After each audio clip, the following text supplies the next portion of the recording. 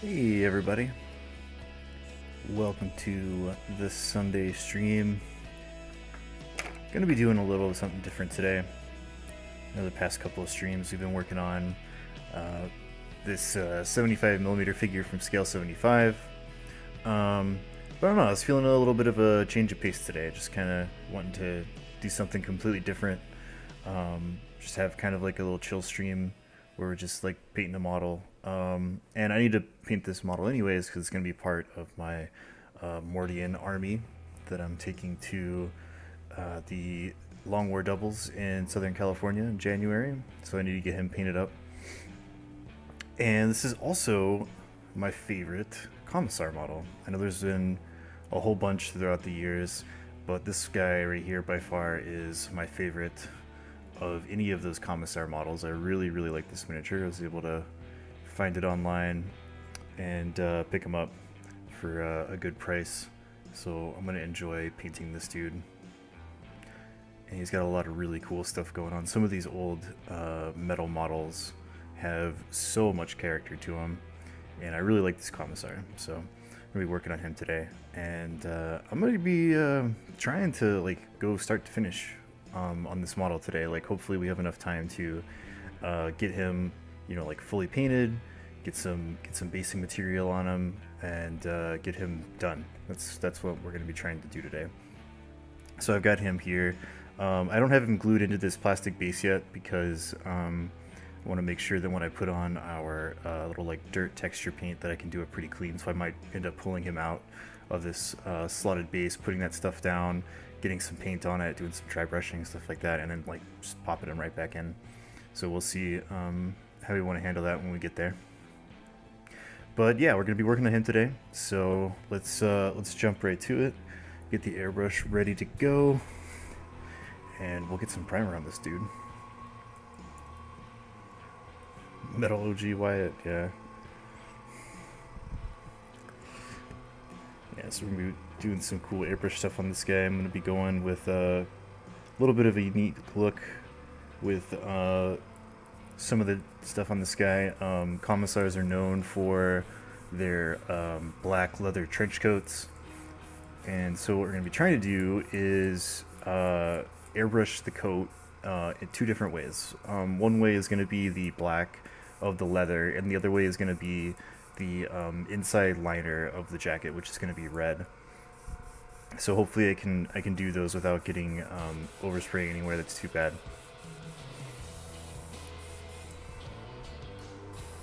And we're going to be using some of our new Vallejo Mecha colors on this dude because I want to try them out. I want to put them through the airbrush because I haven't airbrushed with them yet, so we can see how those work today. Gonna be doing some blacks and dark grays to light grays, and then I've got a little bit of this Vallejo Mecha Color Off-White stuff right here. And the plan for the leather coat, because you got a lot of detail in that leather coat, and leather can be done a bunch of different ways. It can be a very dull leather, it can be almost like a suede, which is very matte, or you can do some like patent leather that's very shiny. So I think what I'm gonna do with this guy is we're gonna lay down a base coat on the black leather. Then we're going to airbrush some highlights into it using some grays, and then when we get into the final work, I'm just gonna take some of this Mecha Color Off-White on like the peaks of detail, like the highest little points of detail on the model with some of that Off-White, just to give it like a shiny leather look, trying to get some shine into it. So that's what we're gonna be trying to do today. And he's got all this detail, he's got like the red sash that all the commissars wear going across his breastplate that he's wearing. He's got this like really cool power fist, one of the coolest power fists like ever. I love how this thing is sculpted, so we'll be working on that. And he'll be wearing the black tunic and blue pants of the Mordians, because more often than not, commissars will actually adopt the service uniform of whatever regiment they're with, and then add on their little bits of official commissar wear, like the red sash and the black trench coat and things like that. Oogly, what's up, man? I think Scotty No Nose checked in earlier with some emotes. What's up? Get out our black primer. We're gonna go to work.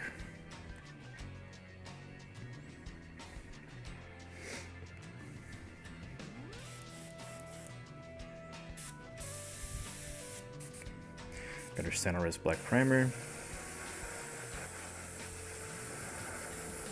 I also got some colors with this Vallejo Mecha color that are labeled as primers that I will have to test out at some point, but I didn't feel like testing out a primer on this model because it is going to be part of my personal army, and I do want it to look its best. So this being like a project that we're painting on stream, you know, I didn't want to have to like do a prime and then halfway through the stream realize that it was, you know, not going to work out and then not have anything to paint.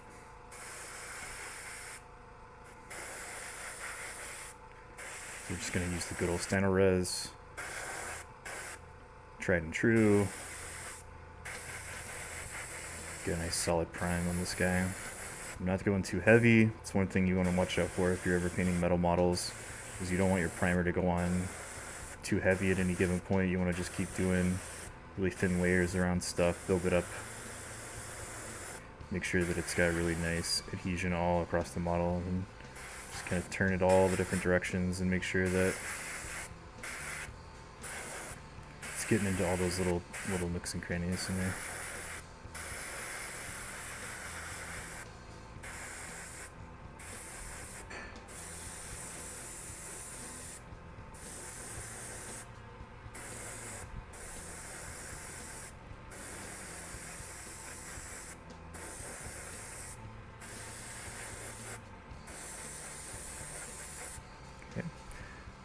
Just like that.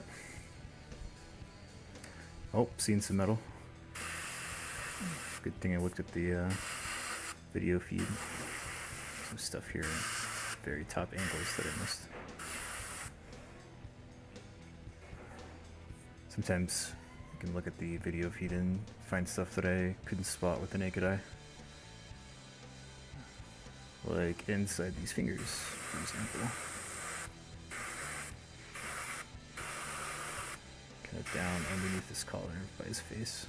Let's kind of look at it again. Oh, see, there's a shine right there on the underside of that book. Probably wouldn't have caught that because when the paint's wet, it's all shiny, and so the eye is not going to pick it up, but the camera will.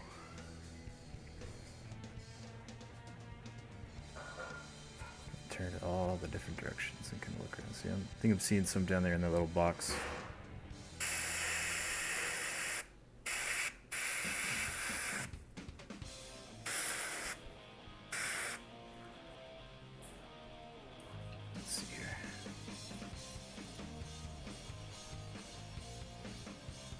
See, there's some more spots up underneath there.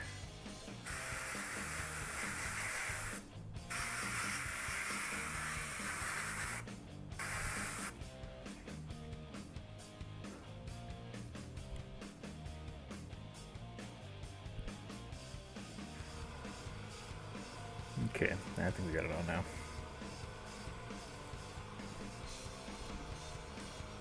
Yeah, usually when people ask me about getting into airbrushing, the first thing I tell them to do is to practice with priming and base coating. Because it's generally the kind of like the gateway application for getting into airbrushing with your models, is being able to do super nice primes and like solid base coats without having to use rattle cans. Because airbrushing takes like all the guesswork out of it, and it's so much thinner and smoother, and you retain so much more detail. And for me personally, the one thing that I really like about being able to airbrush all my priming is that I don't have to go outside, and I don't have to like line up a whole bunch of guys in like a cardboard spray box and go out to the garage and like put down a layer and wait for that to dry and then like lay them on their sides so you can get like all the angles and everything. It's so much quicker, it's so much easier. You don't have to worry about like the humidity or anything like that can just like totally ruin rattle can priming. Like, I'm sure that everybody's had that situation with the super fuzzed out primer, especially with the like love white primers and stuff like that.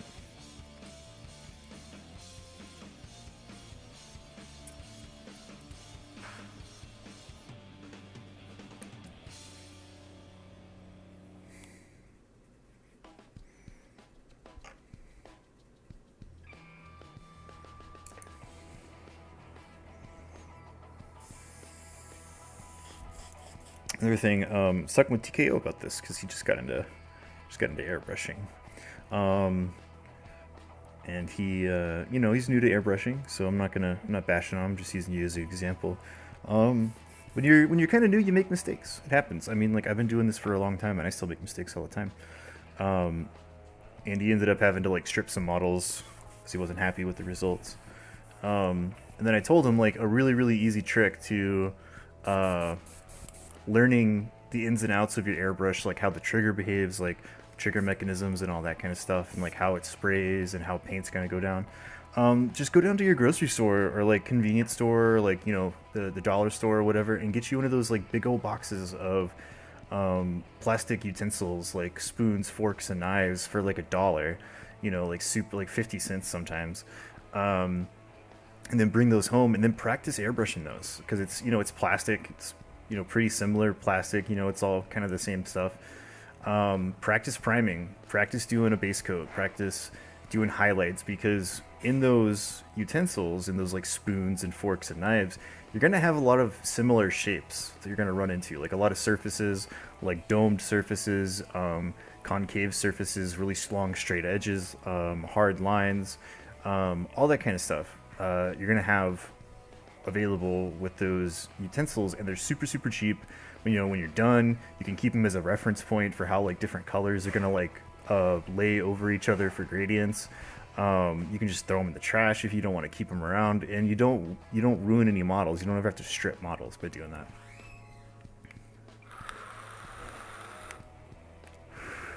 Yeah, Steno Rose is really good stuff. It's I would say, as far as like water-based paints go, it's the best primer out there.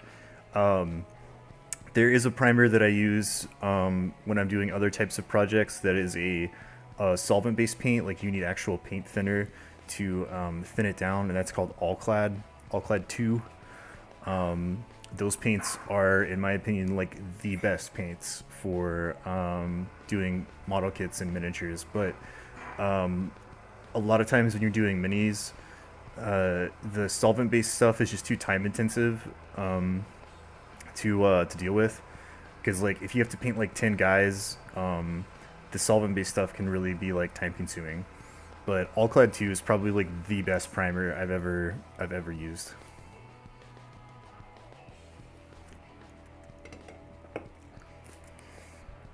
Like, if I was gonna do like a hero mini, and I needed like the best prime possible with like the thinnest coating possible, like if I was gonna do some Infinity or something like that where the detail is really shallow, then I would want to use some Allclad, because that stuff is primo.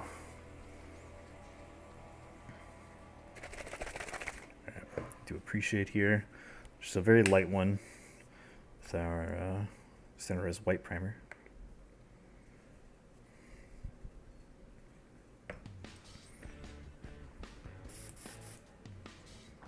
Yeah, that's a good way to get into it. Tigers, doing like learning how to prime, then learning how to the base coat, and then like once you got those two things down, you can start getting into doing your targeted highlights and all that kind of good stuff that really make the models look really cool on the table.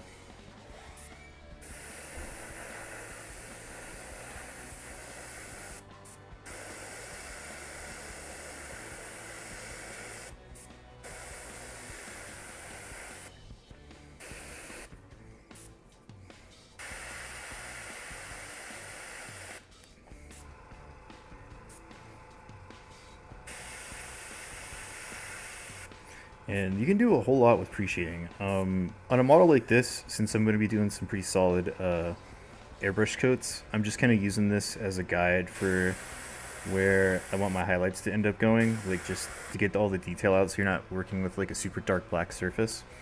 And then you saw I went pretty heavy on the face, and then I went kind of heavy on the pages of this book because we're going to be using like pretty bright colored paints like flesh tones and cream colors to do those two things. And when you use a pre-shade, you can put a coat of white on there so it maintains your shadows, but it also makes those colors a lot easier to paint because you're not painting a super thin bright color over pure black, which can be a real hassle.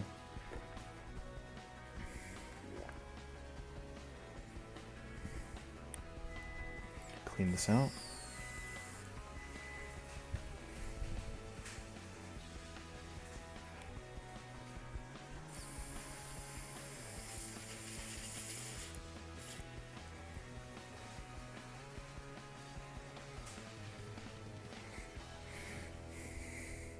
Some of this cleaner to knock this dry. Like a lot of times with the primers, you'll get stuff like this. Get some of that like dry residue in there. That's why I like keeping stuff like this Tamiya paint thinner, because it's a solvent for solvent-based paints. I like keeping that around because you can just like pour some of that into the airbrush cup and get you an old shitty brush and just knock all that stuff off of there and kind of dissolve it up, so you can either pour it out or pass it through the airbrush and clean the needle off at the same time.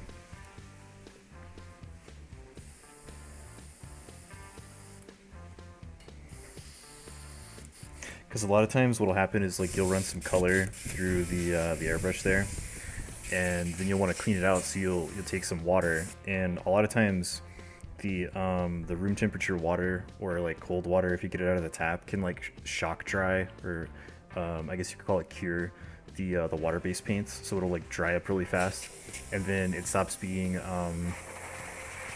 a chemical change, or it stops being a physical change and starts being a chemical change in the curing process.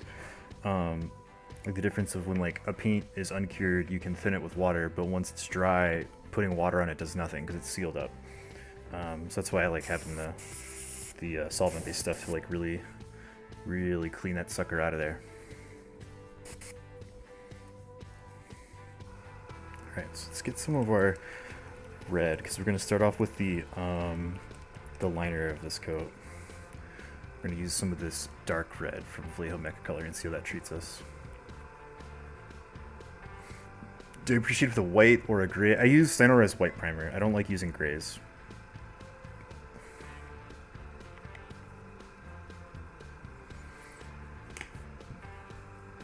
If you're one of those painters that likes a more realistic color shift in all your stuff, you could definitely use like black, then gray, then a little bit of white for a pre-shade, and then your color gradients, like once you layer the color on, it'll be a little bit more natural looking. When I paint, I like my paint colors to be a little bit more aggressive and more like comic booky, a little cartoony in like the color shifts. So I just do black, then I do white, and I also do that with my color buildups when I'm airbrushing.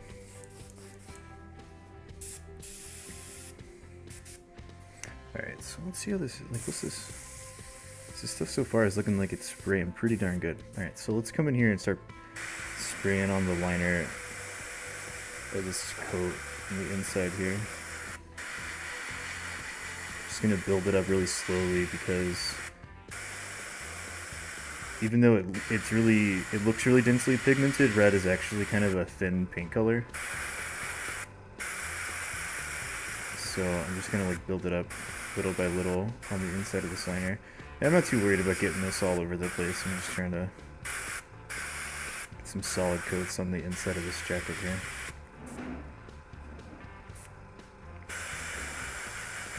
So a lot of this stuff I'm just gonna have to end up hand painting a base coat over top of it.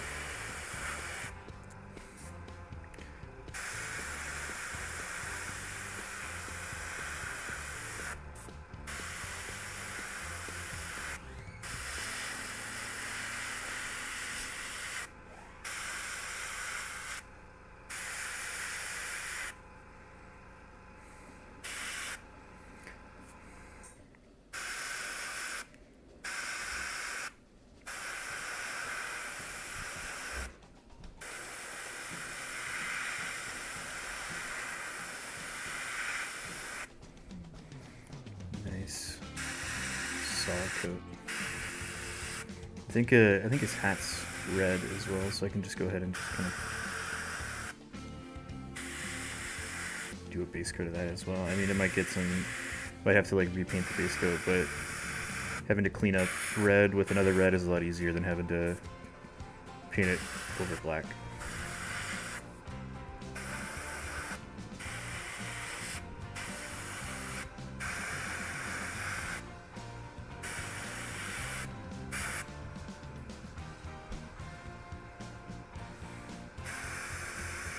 Do this red sash as well. Just do a base coat on that. Like so. Okay, I think we got it all.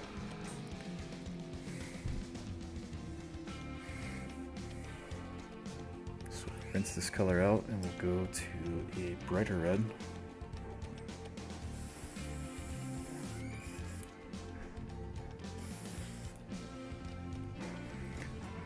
Get out our,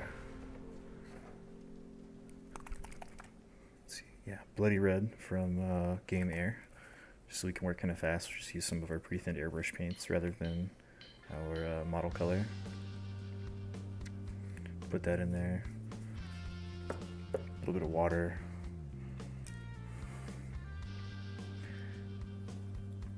Just mix that up.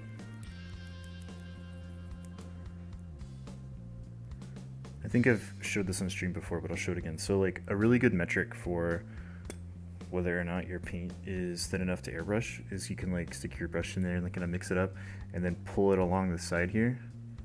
And if it flows down like that, then you know it's ready. If it's freely flowing down the side of the cup, that means that you're probably at the right thickness. Mileage may vary because different paints from different companies and different color shades behave differently. But for the most part, that's kind of my go-to metric for figuring out if my paint's ready to spray or not.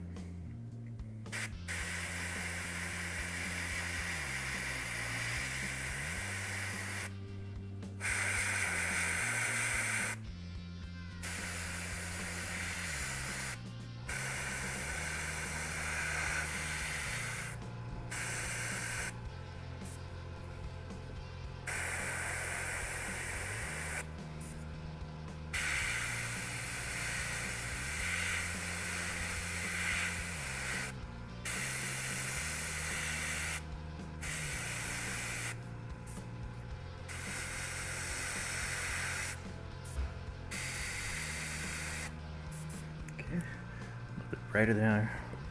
Brush this color out. We'll go a little bit brighter even before we wash it down.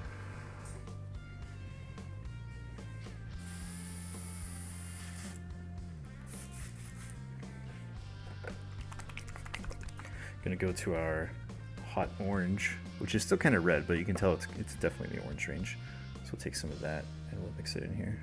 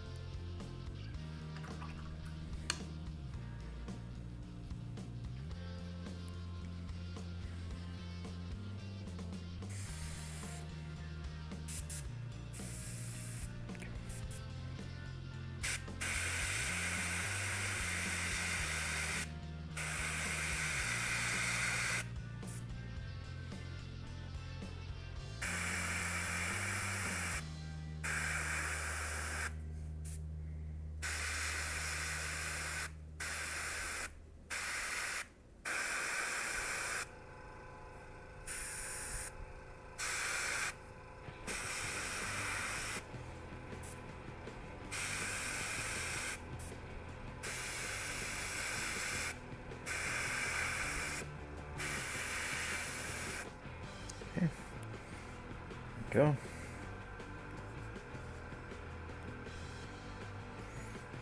Rinse this out really good because we're gonna have to come in and block out all the black for this cape, or not cape, but trench coat.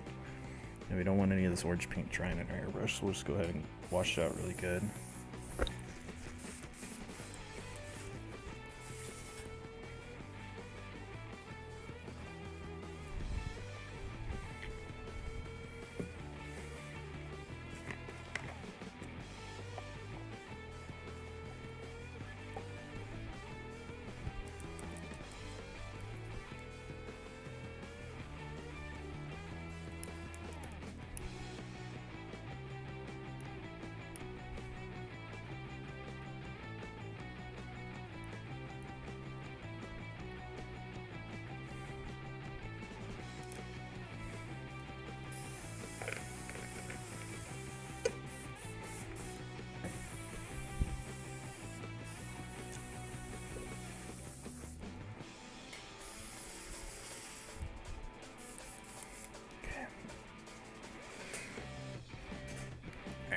So we can take our reds, we can set those aside for a minute.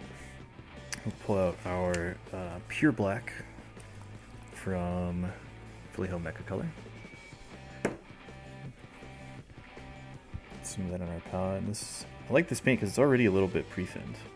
I think Vallejo has kind of made these paints where it's very similar to their pre-thinned airbrush paints, but it's not really labeled as an airbrush paint.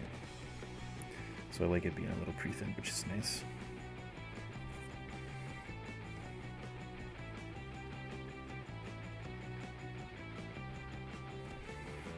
You can have this like really kind of watery so that it has a really nice flow to it. Get a really nice smooth base coat.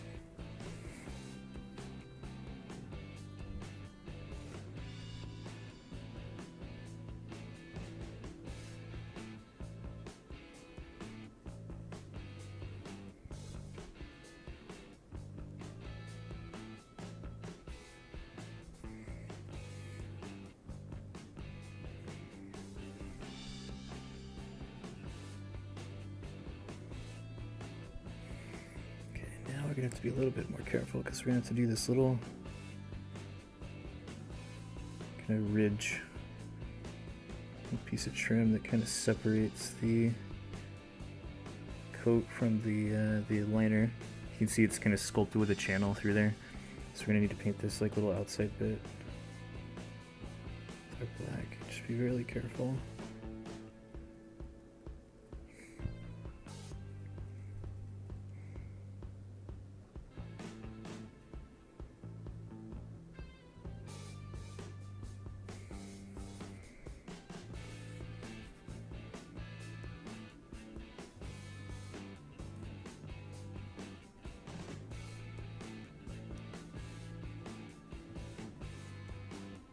Just like that.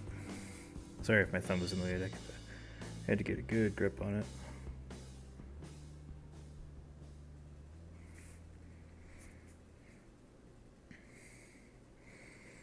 Okay, I'll do the same thing on this side.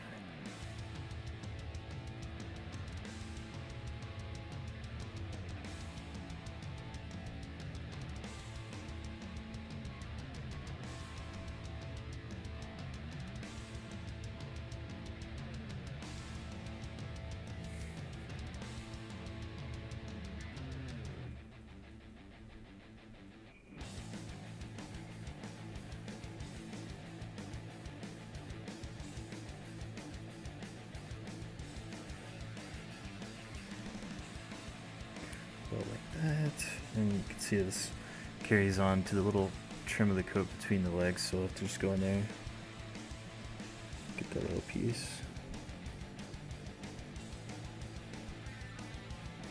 And this piece right here is actually the scabbard of a sword, so just skip over that real quick. Go right here, like so. And we'll have to be careful because this like little stuff continues all the way up the lapel.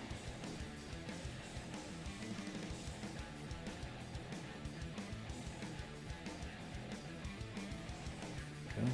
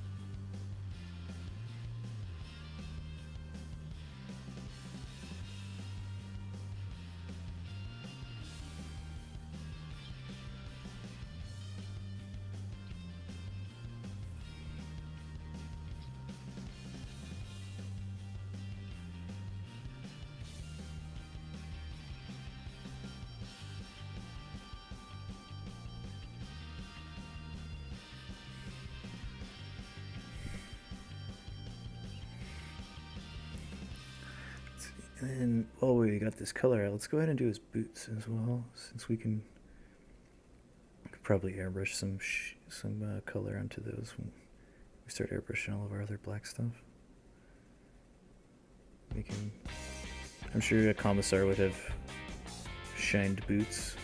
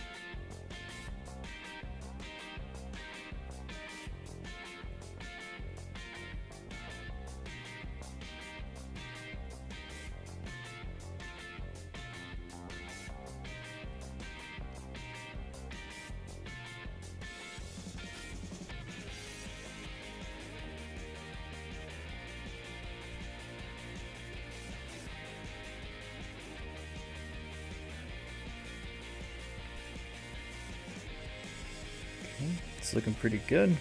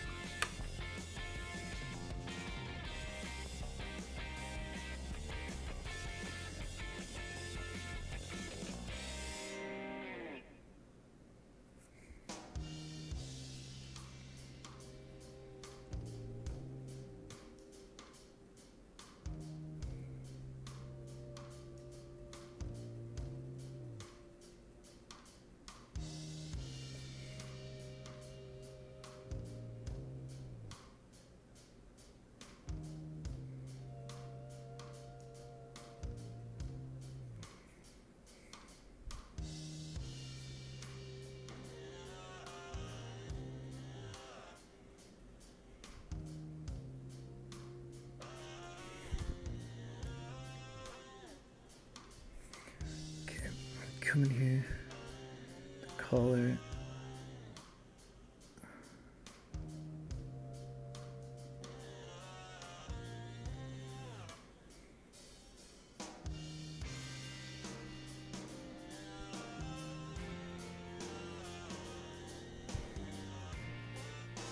Okay.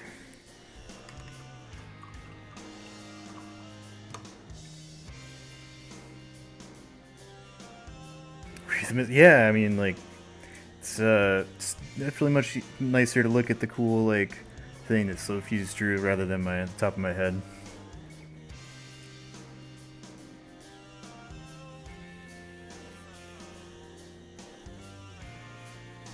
No, this is a 40K Commissar for the Astra Militarum. Or back when this mini was made, they were still the Imperial Guard, because this is like an old, like, 3rd, 4th edition model.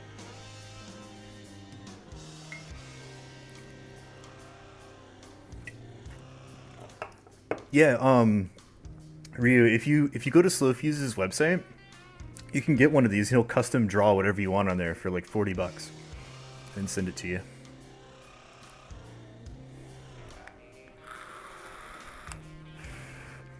Seen you in forever, man.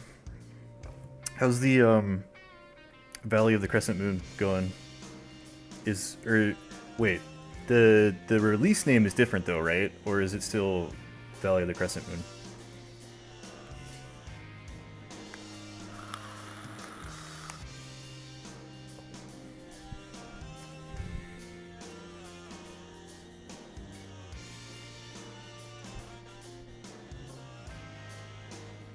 I think it's dry enough, so let's get out the airbrush again.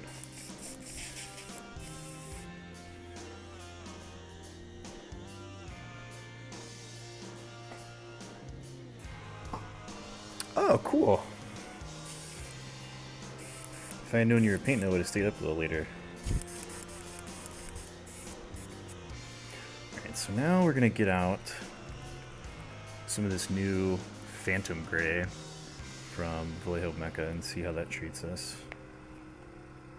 From color spectrum, it seems fairly similar to German Gray. See how these airbrushes. I'm trying to like mix this up, and we're gonna have to turn down the air just a little bit, so I have a little bit more control.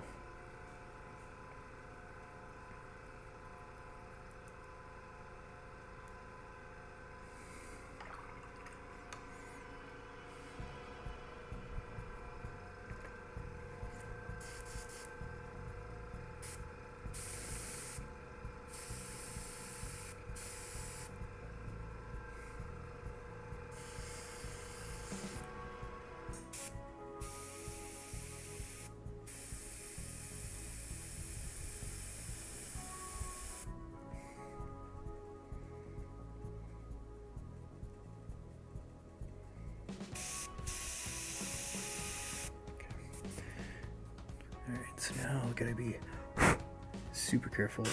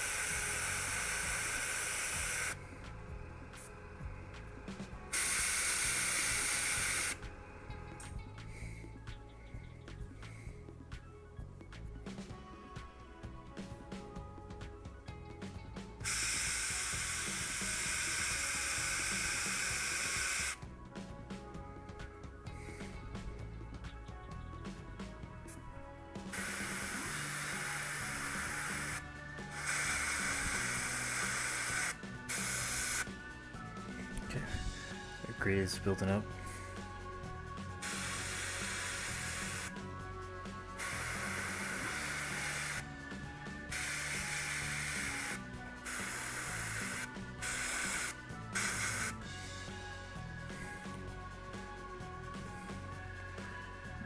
Let's see how our boots looking. Yeah, I think our boots are good. Okay.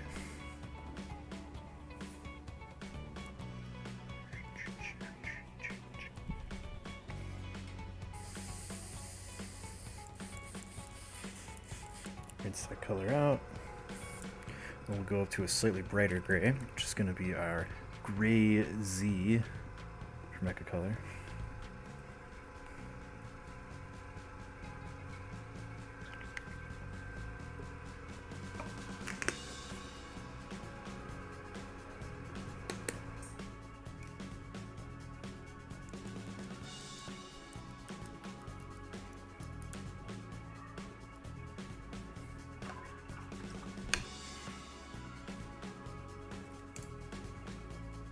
Heresy?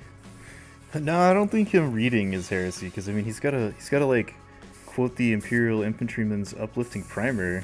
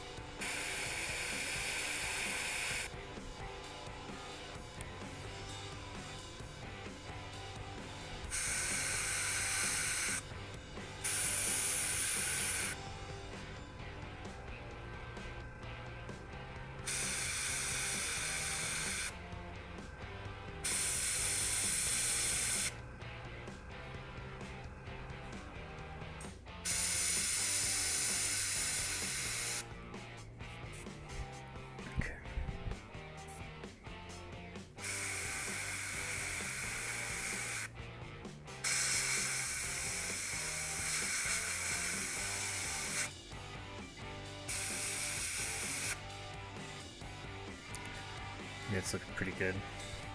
So I think with that, that's all the airbrush we need to do for our black stuff.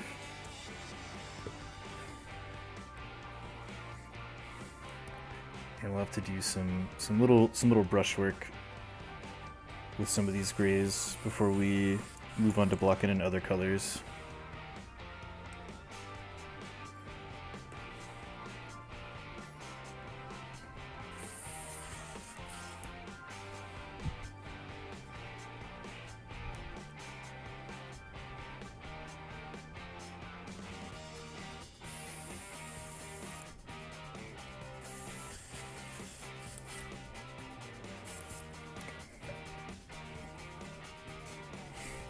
Yeah, the power fist is one of the main reasons I love this model. Alright, so let's go back to our Phantom Gray. Get some of that out on the palette. Thin it out with some water.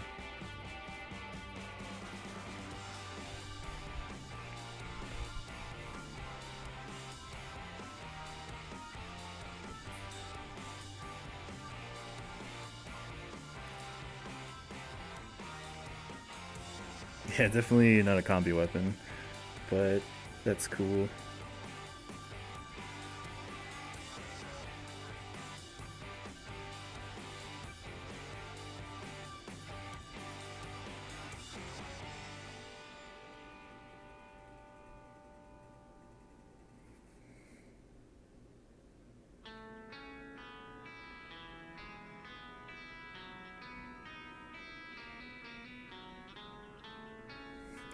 Trying to get some of these highlight transitions built up on some of these little like trim pieces down here, because like I said at the start of the stream, we are going to kind of go for a more like shiny black leather, so I want these transitions on these little black pieces of trim. And this is going to get darkened down once we wash it. Greedy Guardian, thanks for following.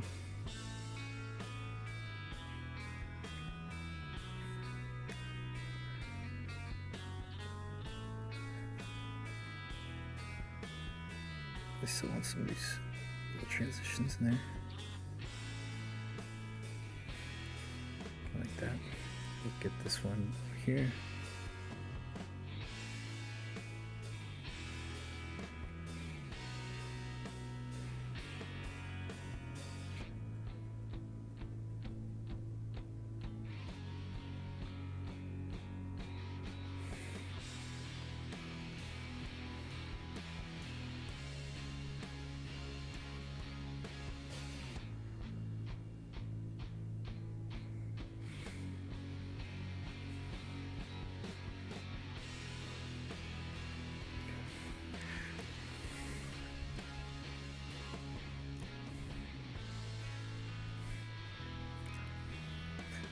And then we'll go back to our gray Z. We'll get some of that out on the palette here.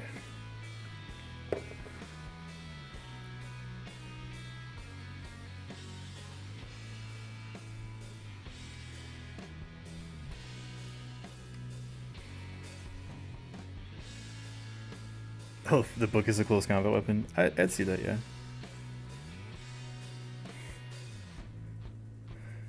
And we're just going to come in with this slightly lighter gray and get some of this in here. Just kind of built up these little peaks of light like we have with the airbrush on the wider portions.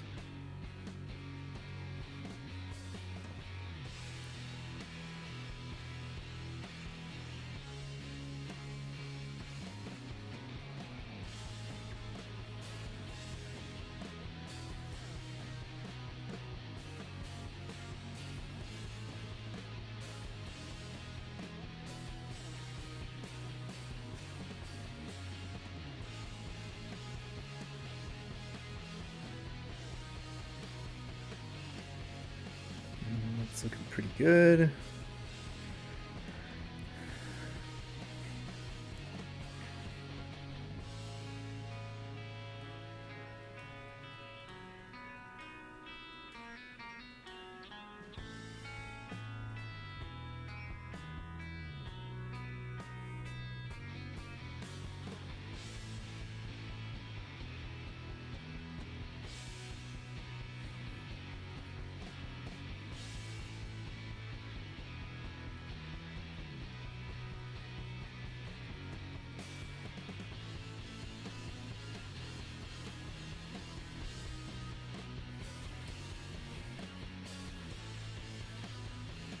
Okay. I'm liking that. Cool. So now we can go on to blocking in our other colors. So for the base of our pants, I'm going to bust out the same blue that we use for our Mordians, which is dark Prussian blue for the base. A little bit of that on the palette. Thin it out.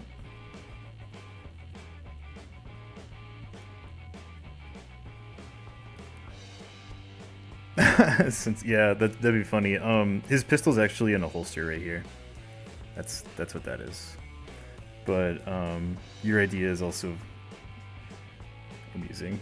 I can totally see a Commissar doing that. For particularly heinous transgressions, see him literally throwing the book at somebody or beating them to death with the word of the Emperor.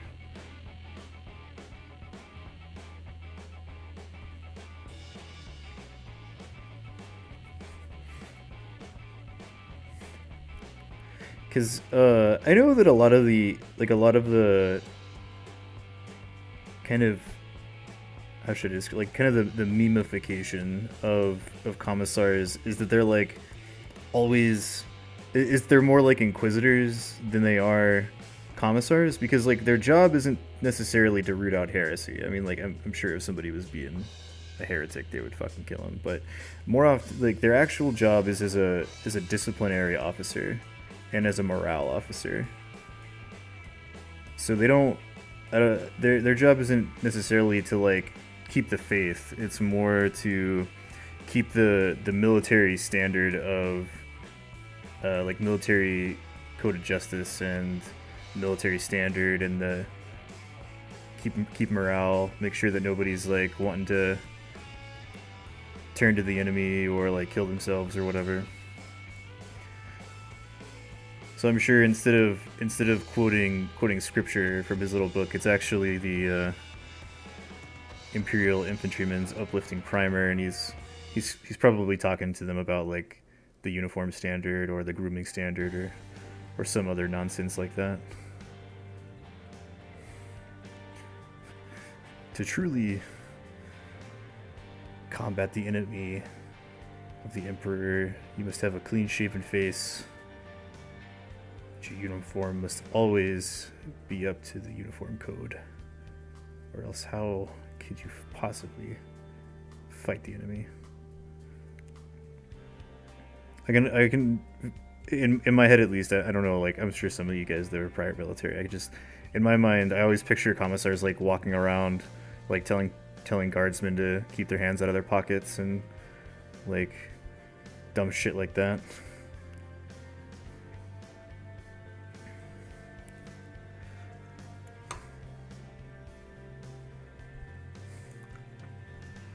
Commando Solex. Yeah, I mean, like that's kind of the cool thing about painting all this on stream is it gives you guys like a really in-depth view of the colors and the techniques and all that kind of stuff.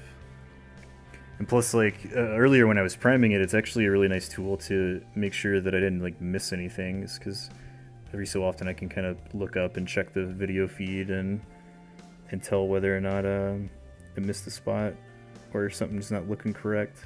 Maybe paint's too thin, just like stuff that's like easy to miss with the naked eye. Okay, got our nice dark Prussian blue pants. No worries, Oogly, you get some shut eye. Okay, let's do our breastplate here. And we're going to use one of our new mecha colors again. Our dark steel. So we'll base out our metallics with that.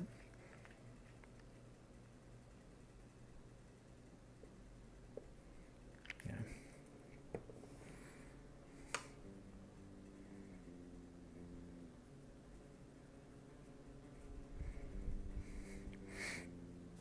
Yeah, the scale of Imperial Guard as a whole has kind of kind of fluctuated over the years as well. So like if you were to hold, if this guy was to stand next to like a normal, like plastic, Imperial Guardsman, he'd probably be a little bit taller. He'd have a little bit more weight to him, and his proportions look a little bit better. That's why, like, for Imperial Guard, I prefer the old metal models. Just because, like, compared to the current, like, plastic ones, I think they have so much more character and they just look better.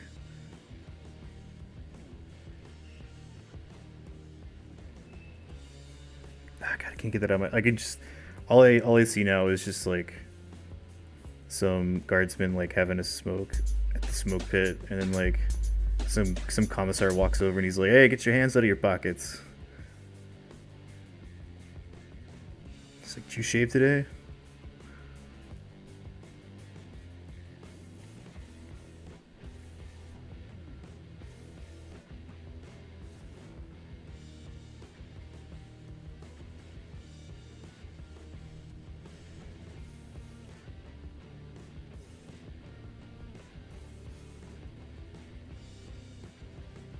Let's see, I think we had a notification. I missed it. What stream? Let's see.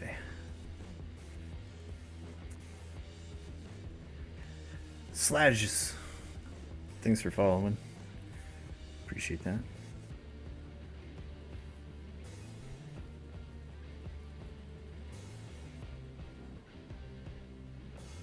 Yeah, Hugtastic. Yeah. I was in the army. That's a pretty universal militaryism. So gotta maintain the Grumman standard, and you gotta maintain the uniform standard.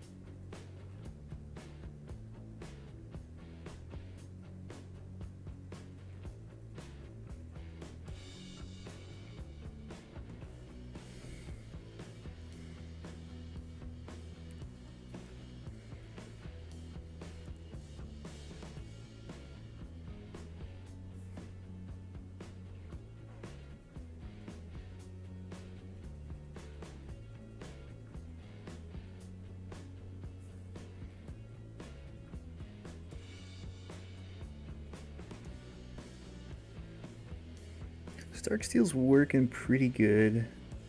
I think it has its merits, but if I was gonna, like, from now on, if I was gonna do something, I would probably stick to my scale 75 metallics. I'll have to see how the golds do, because I do plan on using some of our new mecha color on the golds as well.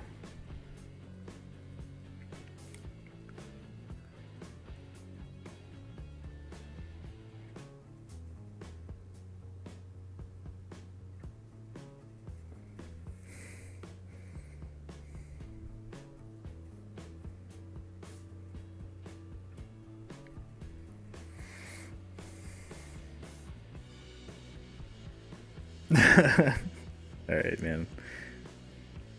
No more regulations.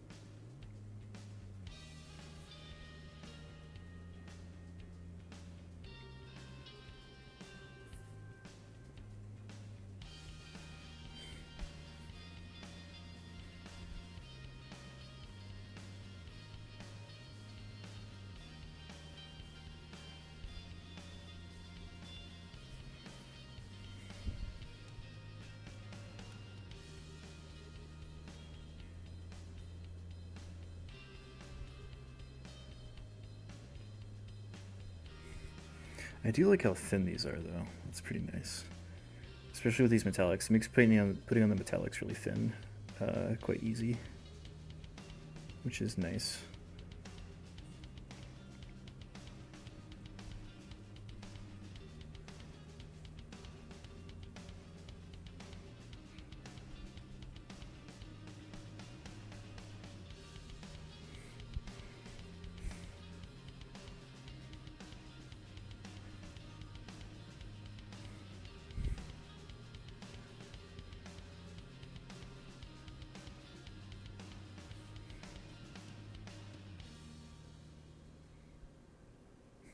So yesterday we were talking about Adepticon. So it was the first stream that I had post registration for Adepticon. Still open. Registration will be open until like the end of February. So I was just wondering if maybe there was anybody that is going to Adepticon. Maybe they weren't here yesterday. If you're hype, talk about how hype we are. Tell me like kind of some of the events you're going to be doing, what you're excited about. If it's your first Adepticon, if you've been going for a bunch of years, whatever.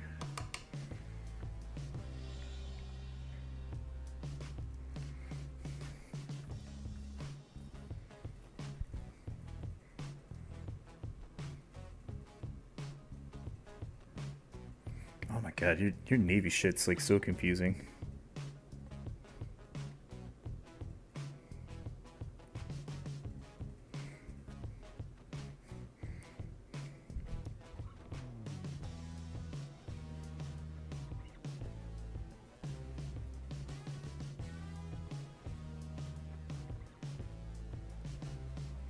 My dad was Navy though, but I think the ranks were the same, but like their ratings were like different back when he was in, because he was in from like I think like 70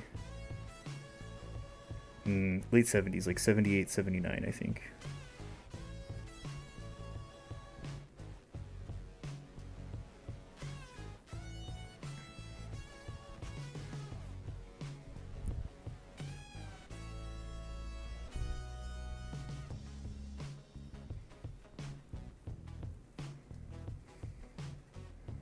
Can we see the painting version? Yeah.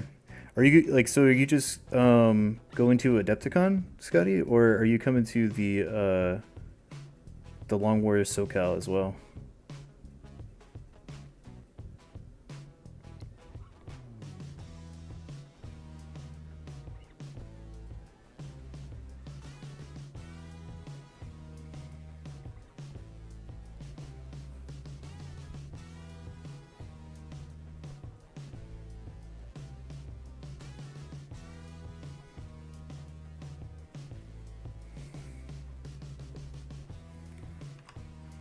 Just Adepticon. Oh, okay, cool. Yeah, that'll be nice. There's gonna be so many more people going this year than last year. Remember, like a ton of people either like weren't able to go last year and planned on coming this year, and then like we just had such a boom in the community of like so many more people like jumping on board, that they're like, oh man, I'm gonna go to Adepticon this year and it'll be great, and like I think it's gonna be a lot of fun.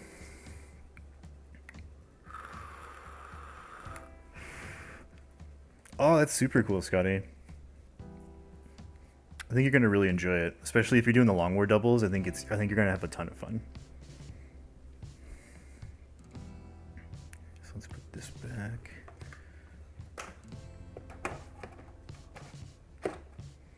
And then I want to get out let's try our old gold.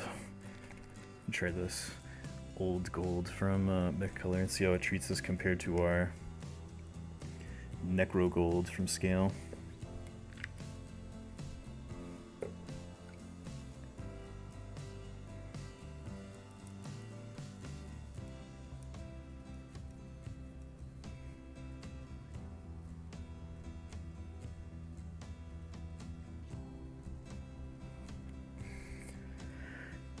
Start working working on this Aquila on the chest.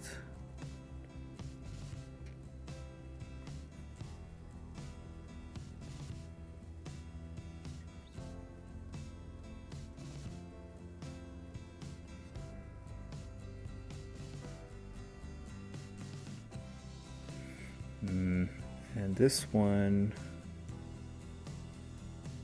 not like it so much. I think I could definitely use this as a highlight gold, but I don't think I'm going to use this as a base gold. Not nearly enough controller coverage. Go back to our Necro gold from scale.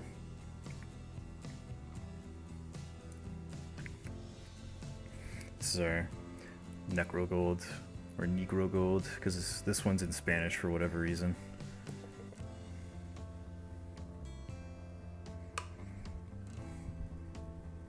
Sometimes you'll get pots from scale and from Vallejo, and for whatever reason they still have the Spanish labels on them.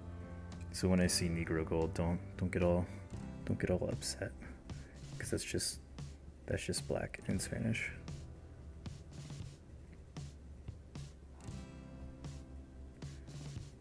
Because like in English it's supposed to be black gold, but I think they kind of had a meeting with the US distribution team, and they're like, oh, we can't put that on the labels, we got to call it something else. So like officially the color name for the English distribution is Necro gold, like a necromancer, but on mine it says black gold for whatever reason.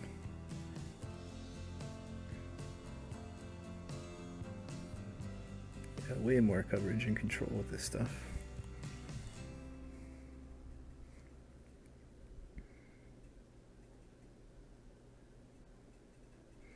Oh, speaking of painting for Adepticon, I think I'm gonna have to. I already decided. So like the squad of Deathwing Knights that I was working on, I think I'm going to start over. Because I'm not really happy with where they're at right now. Like, I know that like if I finished them, you guys would probably say they were pretty good, but I'm trying to push myself.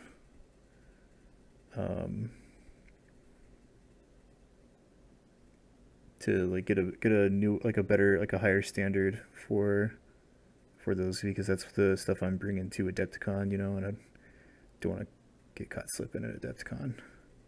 And there's just not enough color contrast in the armor workup to my liking, so I'm just gonna start a new squad and try some different techniques to try to maintain the contrast colors with that bone armor. Because right now, even with the wash on it, it just looks kind of like overexposed and washed out, and it's just not the look I wanted to do with the Deathwing Knights.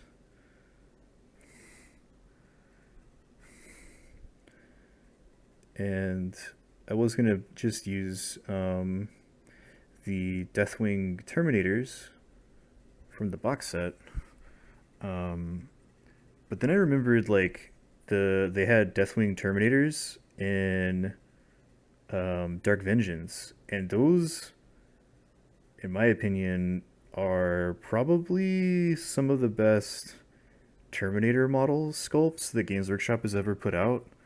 Followed in a close second by the Blood Angel Terminators from the Space Hulk game, which is why those are so freaking expensive, because like those are the coolest Blood Angel Terminators ever.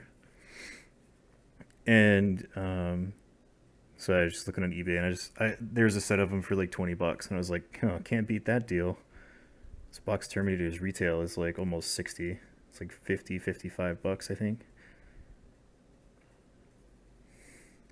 So I just ordered me some of those. And those will be easy to paint because there's like very little assembly involved.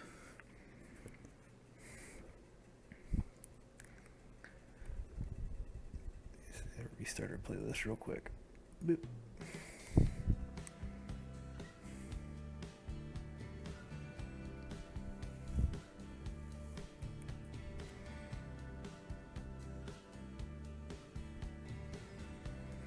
Let's see. And we've got some like little skulls and laurels on the shin guards.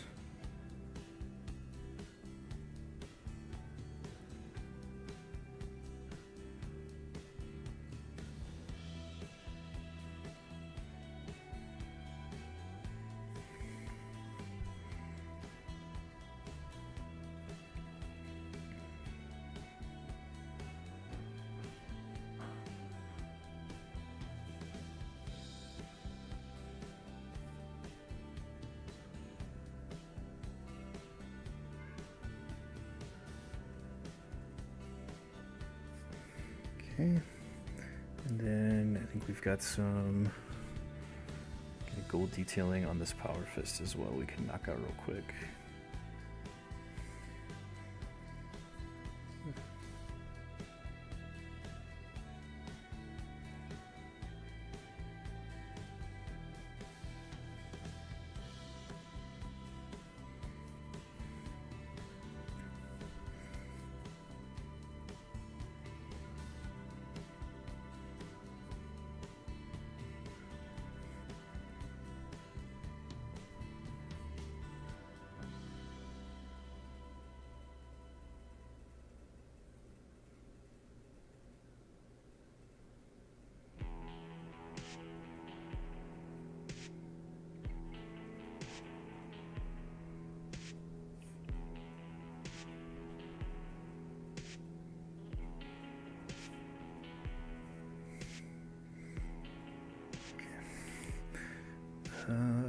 Oh, he's got the thing on his hat.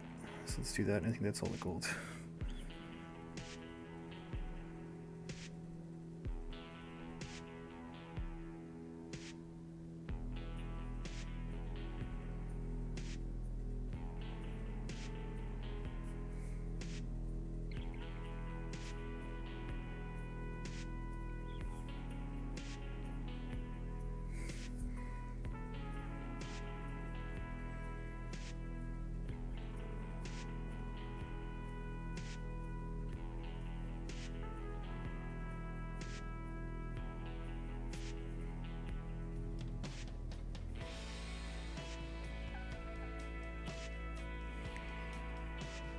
Okay.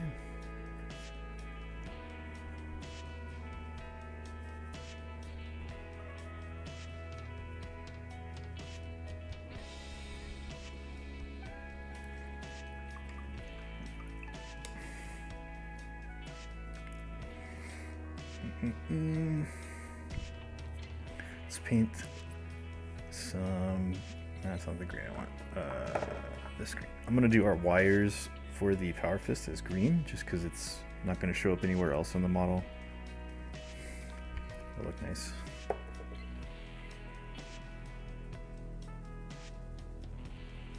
Some flat green from Philly Hill Model Color.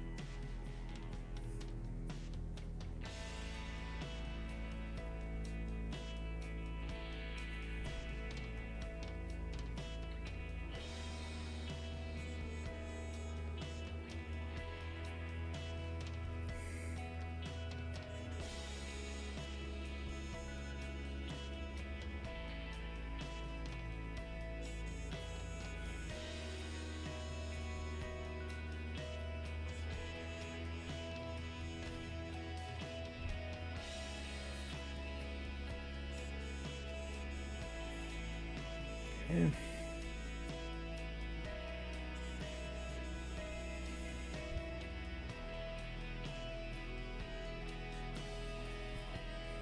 Those on there.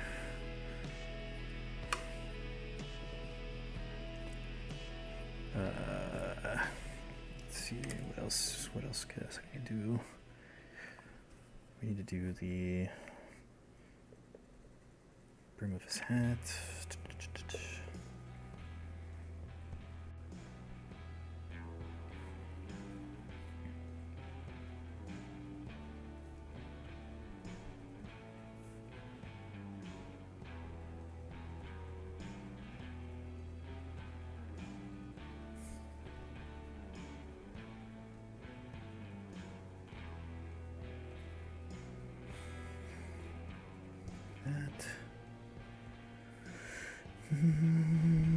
What else?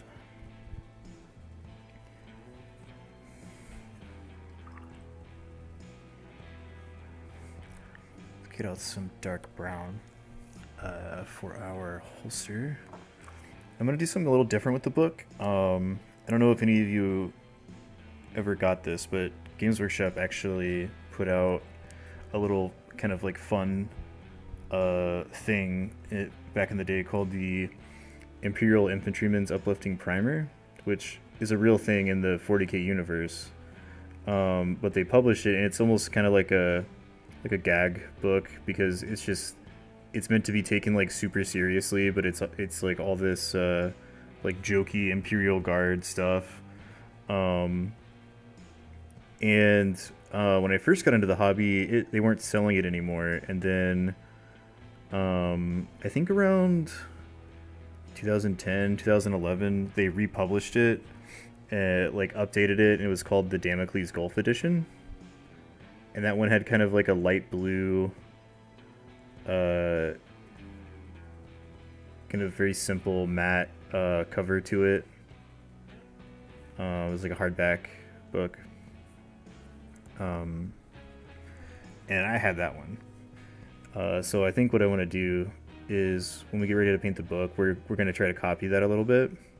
So like maybe this Commissar is actually reading from the Damocles edition of the Imperial Infantryman's Uplifting Primer.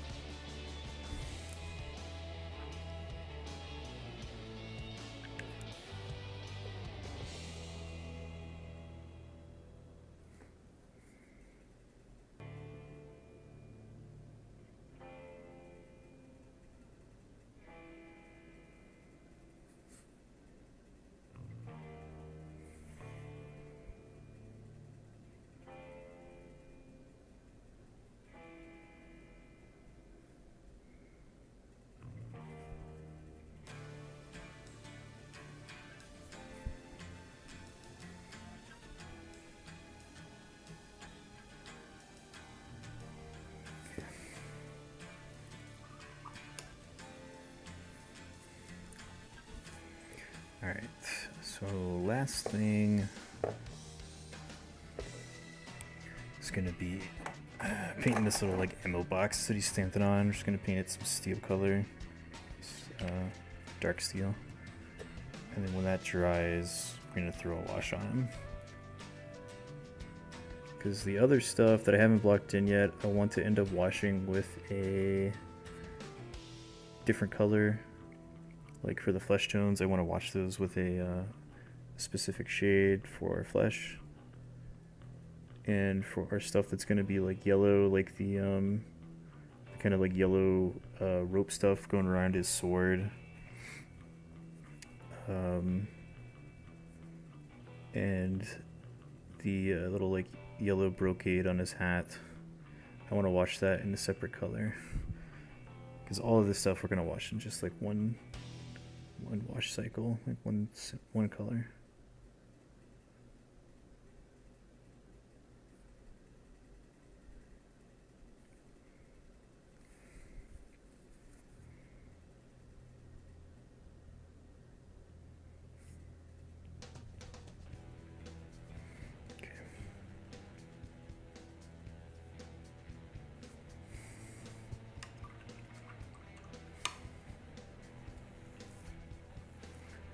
Oh, Rainer, thanks for that host, man. I don't know why Streamlabs did not do an alert, because it shows it in Streamlabs. Let me see if it'll do it on the stream.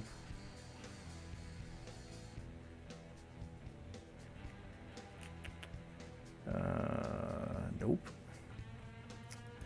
Well, that's dumb. What's up, everybody from Reiner's stream? Welcome, Reiner. Thanks for that host, man. I appreciate it. I'm working on our OG Commissar. We're doing some airbrushing for our reds and the black of our leather coat, and we just now finished blocking in most of our secondary colors, getting ready for a wash. And we're not gonna block in the face or this hand or the colors in this book, and some other small things, because I want those to be washed in a separate color. But I think we're just about ready for a wash right now, so I'm going to start mixing it up while that paint sets up.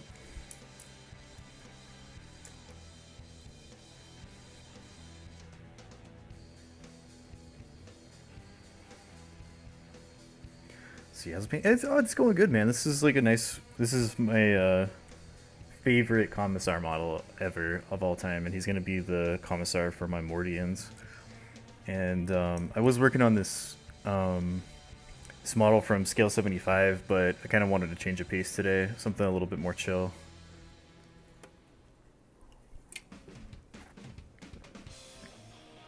Rainer, oh, we're using some new colors. I bought a bunch of stuff from the new Vallejo Mecha color stuff. So for the coat, we used the pure black. We just blocked that in by hand, and then we airbrushed some Phantom Gray, and then we airbrushed some Gray Z, or Gray Z for all you Canadians. And then to get a shine effect for the shiny leather, once we go into like the edge highlighting phase, I'm just going to use some of this Mecha color Off-White to just kind of like barely spot some places so that it looks like shiny black leather. And all of our metallics, we're using like dark steel from Vallejo Mecha color. The base of our red was Mecha color dark red, which is really nice. I really like this color. But then we use some game air for the rest of the reds, just because I have them on hand. I don't think the Mecha color stuff has the range of colors that the other Vallejo stuff does, but I did get like a bunch. So if that's some stuff you're interested in, check it out, because some of their colors are really cool. A lot of them are very like military-esque kind of colors. Very like muted tones. A lot of their colors are like, if they're a more vibrant color like yellow and stuff, they're like ultra vibrant for that kind of anime look. Some of their colors are a little bit more pastel, like their base purple is this color, which is like a very pastel purple. I would call this like similar, like a mix of Gene Stealer purple and like Squid Pink. It's probably what this would get you, but that looks cool. And then they've got their yellow is very vibrant. It's very much like Flash Gets yellow, so I'll have to check that out.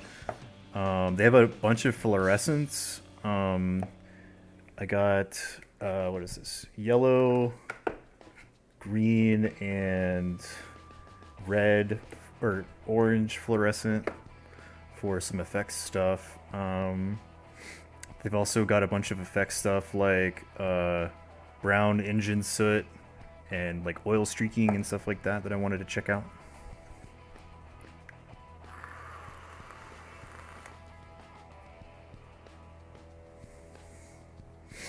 Yeah, because I like to use fluorescence in a lot of like glow effects, and I also like to paint Space Marine eyes using fluorescence because I like the way it looks. So if we check out one of the minis for my Ultramarines commission, the eyes there I used fluorescent paint. Just like a little line of ivory, and then when that dries I just drop the red fluorescent in there, and it has like a really nice glow effect for the lenses. That's just how I happen to like Space Marine eyes. I don't like dull like lens effects. I like to have the glow to them. I like how that looks. So I'll be able to use like more colors because red fluorescent doesn't go with every type of color scheme. Like especially if like you're painting red armor or they have a sergeant like red helmet or something like that, you need a different color, like a different lens color to really make it look good. So I'm glad I picked those up from Mecha Color. Yeah, and if you want some like baller looking power weapon effects, like throw some fluorescent color in there because like then it'll really look like it's glowing and like really look like it's hot. Vallejo inks, I'm not a big fan of their inks to be honest. I've used a whole bunch of them. I've used the Vallejo ones. I've used the Game Color inks, and I've used Scale Color, their ink set, and I don't really like them as much as I like the Army Painter washes and the Citadel washes. JP, what's up, man? JP's gonna be my partner at the Long War Doubles in January with his AdMech boys. The Mordians and the AdMech march into war. Yeah, we're working on our Commissar for the Mordians right now. I think we're ready to put a wash on him. See if I can find a clean wash tray of some kind. Oh. A bottle of water I can polish off real quick.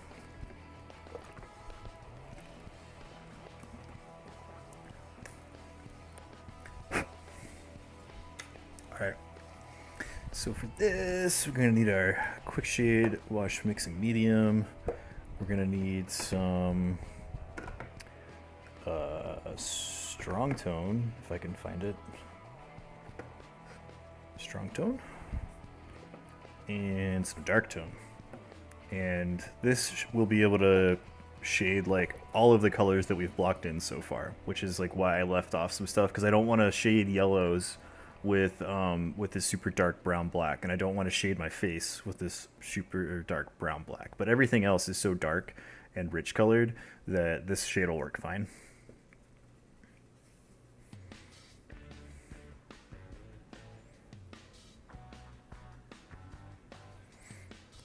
Oh, are you using a flame template? Yeah, I mean Citadel's like not a bad paint company. They do a lot of stuff well, just not everything. Which is why I have Citadel and I have Vallejo and I have Army Painter and some like Secret Weapon and some P3. Like I draw from a whole bunch of different stuff. Oh, you're going to Adepticon too, Reiner? Oh shit. I'm definitely not going to have enough shirts for everybody.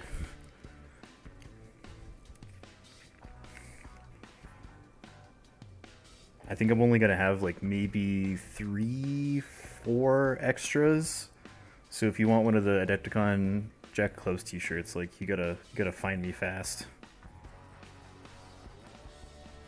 Be like, yo, let me get one of them tees. Because some are already promised to people, but I think as far as like extras go, I think I'm gonna have like 3 or 4, maybe.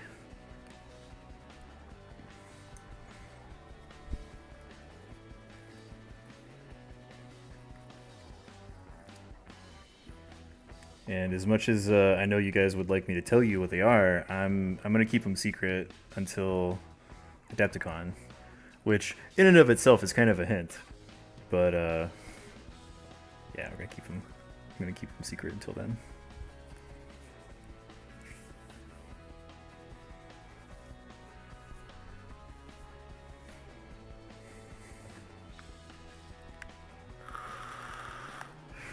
Man, I don't know what Streamlabs is doing, because it was doing follows earlier, but then it missed another host from Malleus.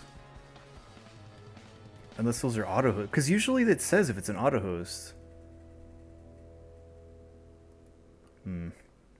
Well, Malleus, thanks for that host, man. I appreciate it.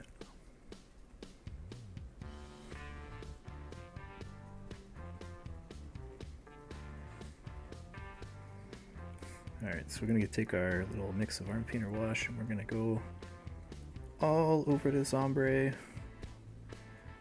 Maybe not that ham. Oh, don't need to wash the face. I'll have to like suck some of that out of there.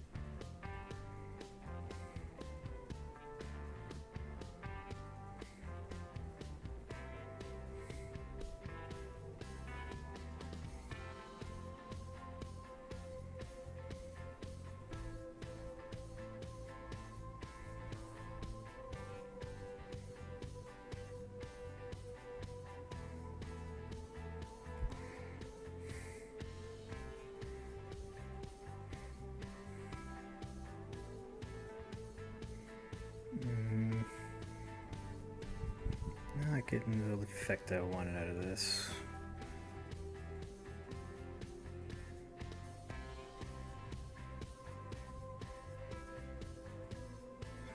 I have to come in and just wash all these things separately. Separate colors. It's working for some stuff, but not for everything like I thought it would. I think I maybe added too much mixing medium and it kind of washed out her colors. That's fine. I can get most of this stuff off of there.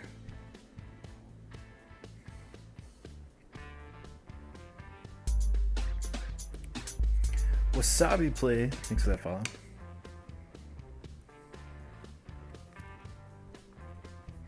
Yeah, I don't know. It's, you know how Streamlabs is.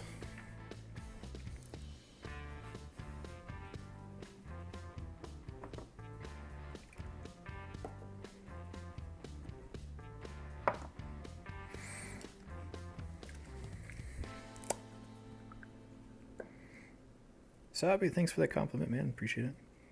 I'm just gonna come in with some actual like Citadel washes and just wash everything as separately as I can, because that mix is not giving me the darkness that I wanted, which is fine.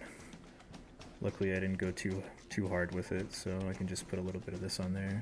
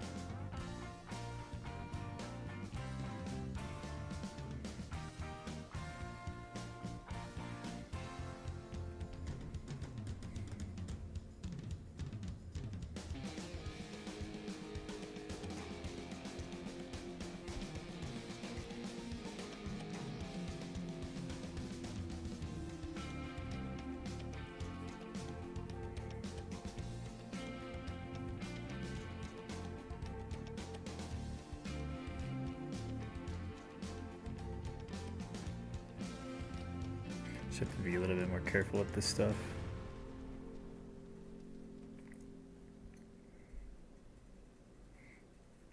Just gonna keep an eye on it, make sure it's not pooling up anywhere on these flat surfaces I don't want to. Which I think we should be fine.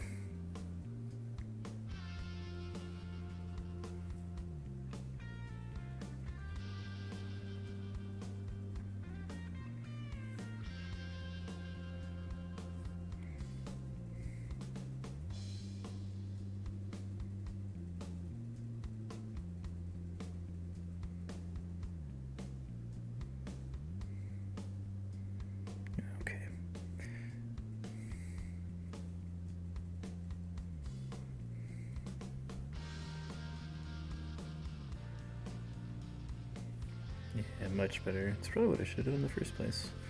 But oh well. Trial and error. Try to get all up in this super shadowy area. Get some definition in there. Yeah, that's how I wanted it to look.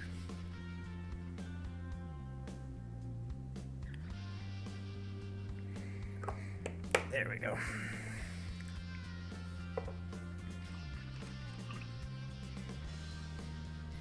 Let that dry up real quick.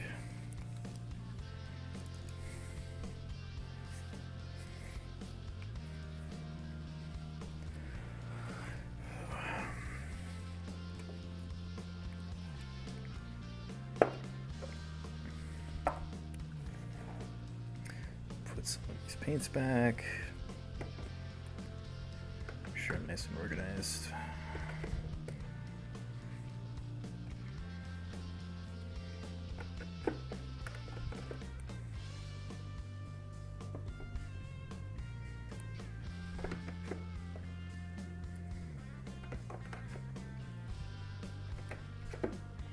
Still need that. This can go back. I can go back.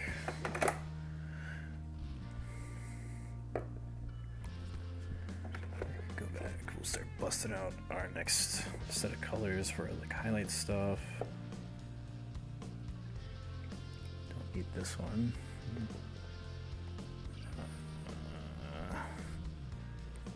Get out our yellow ochre and our yellow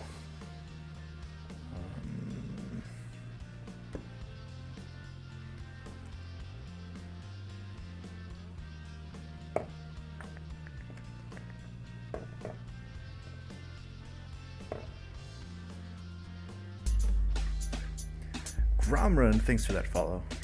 Let's see, brighter gold, there we go. Get our highlight gold out. Get out our flesh tones because we're going to start working on those. Okay, cool.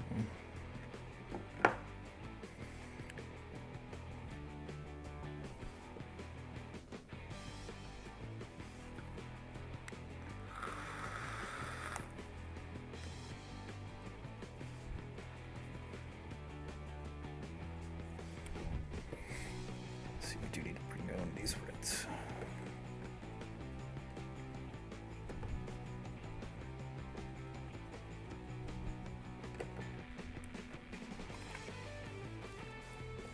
Keep that out for some highlighting.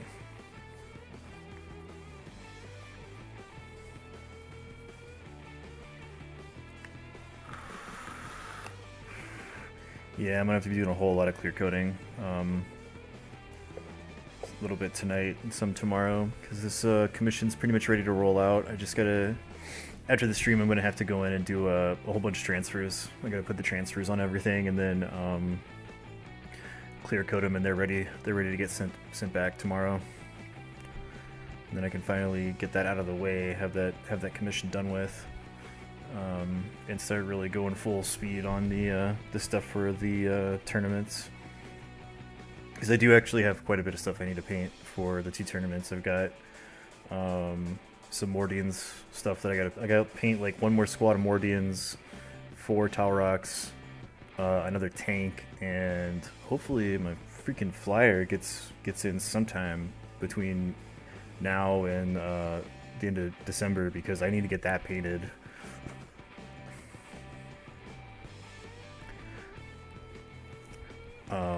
And then I've got to paint the Dark Angel stuff, so I'll be working on that stuff kind of concurrently, because some stuff is really fast to paint and some stuff is really slow to paint. The Mordians aren't that bad. Those are fairly easy to paint. I just have more of them.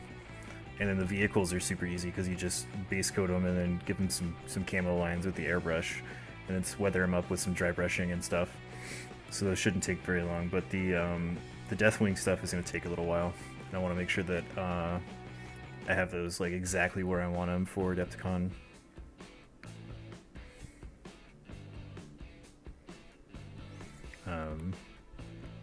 And I think I'm gonna work on this dude as another Belial, so that I can have two profiles for him depending on how I want to run the army. Because I already painted the other one on stream. He's over here. So we have like this Belial with the Sword of Silence and a Stormbolter. And then he has another profile where he can have a Thunderhammer and Storm Shield. So you can see that this model has Thunderhammer and a Storm Shield. So I want to work on this guy as well in case I decide to run Belial with the Thunderhammer instead of the sword.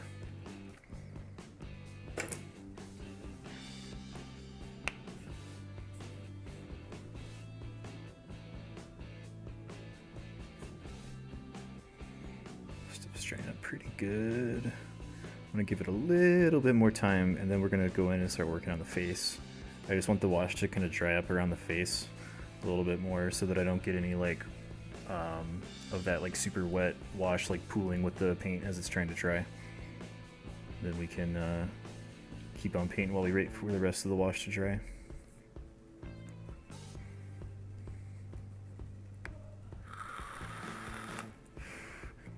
Yeah, this commission's taken like a lot longer than I thought it would, which is one of the reasons why I really don't like taking commissions with large portions of models. I much prefer smaller commissions, but after this one, I'm not going to take any commissions unless it's a like a single hero model or something until after Adepticon, because I have so much of my own stuff to paint, and working on this commission has just burned me the fuck out. I think that's why the first batch of Deathwing Knights that I was working on didn't come out the way that I wanted to, because I was so burned out that I was just making mistakes and not doing stuff the way it should have been done. Because like I got these, like, that's where they're at right now, and just like the armor is not where I wanted it. There's just not enough contrast to the armor color. It's kind of washed out, and I want these to look better than they are.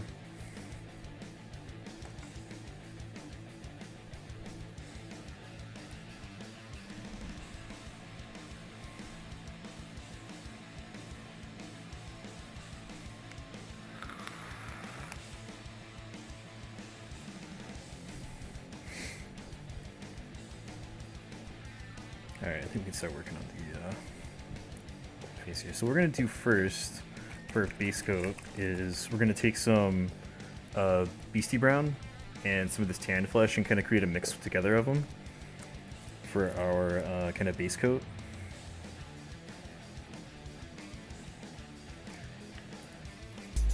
Because I like the color of Ultra Mega Helmet. Thanks for that follow. I like the color of the Tanned Flesh. But the problem with the Army Painter stuff is that some of their colors don't have very much stick to them, which can make painting stuff like faces kind of a hassle. So I like for the base coat to mix it with the Vallejo color, because the Vallejo has a little bit more stick. That's where the Beastie Brown comes in, so we have this kind of like 50-50 mix. It gives us a color kind of like that.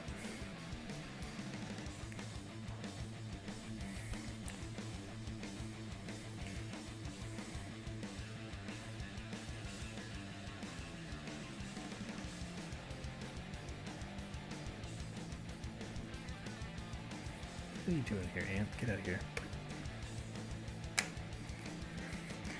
Just start blocking this in, trying to be very light-handed because this paint's really thin and watery. trying to control it as much as I can so it doesn't like flow over onto other colors.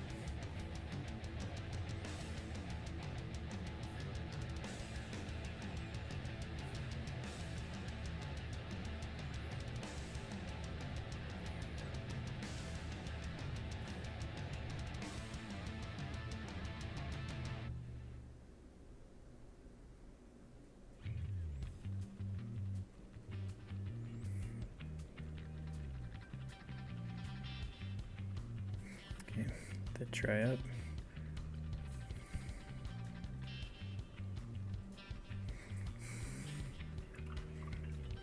And then I think since all the other Mordians have white gloves, I'll go ahead and put a white glove on his one hand, so it's not too hard to do.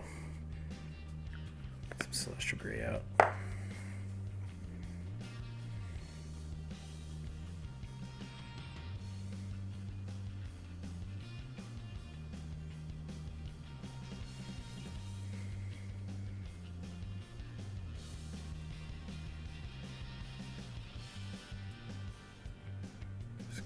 Base coat this whole thing so that way I don't have to paint around the book. Do it the other way. We'll paint the hand first in the book.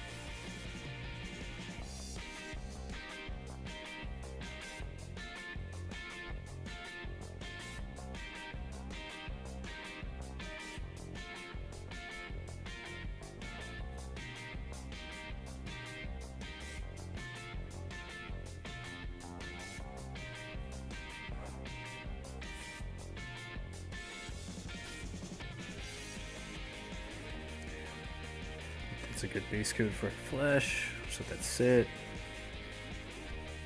And then it looks like most of our other washes are dry, so we're waiting on the flesh to get to a point where we can wash it. We can come in and start highlighting up some other stuff, like our reds.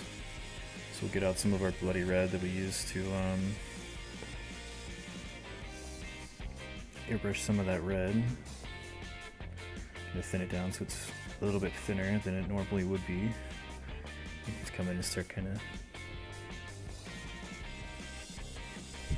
piloting up some of this stuff.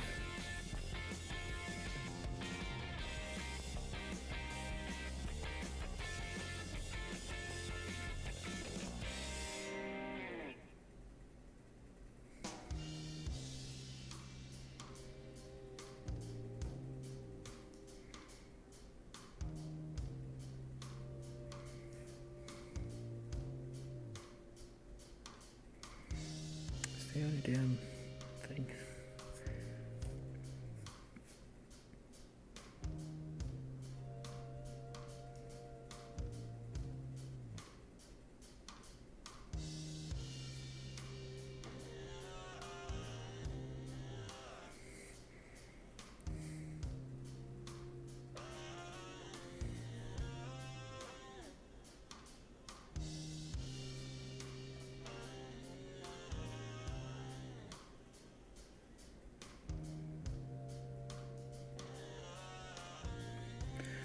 Kind of a glaze a little bit, just try to brighten this color back up, clean it up a little bit from the wash.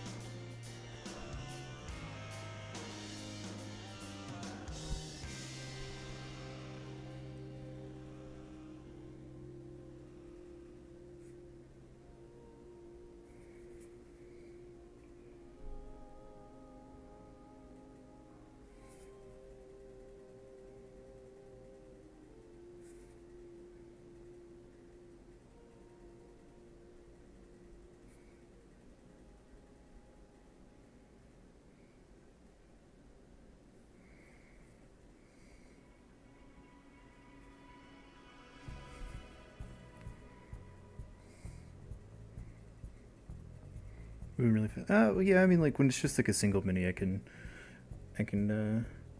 devote a little bit more time to it, so I can go a little bit quicker. We're trying to get him pretty much done within this one stream, so I'm trying to do everything as fast as I can without, you know, sacrificing any detail.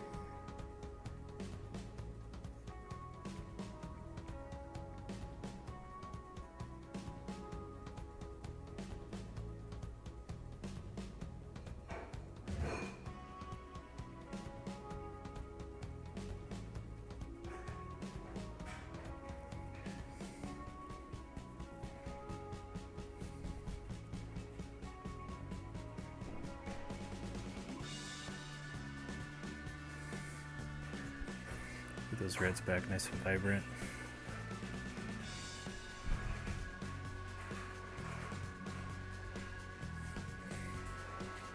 Thank you, appreciate that.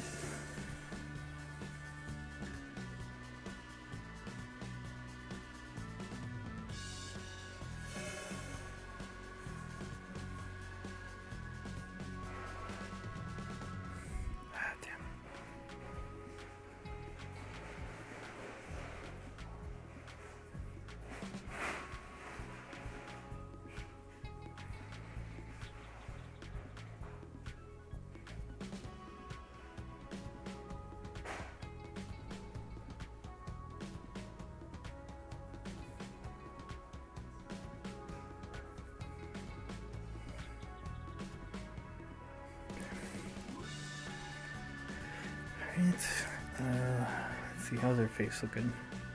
We can do a wash on our face real quick, so.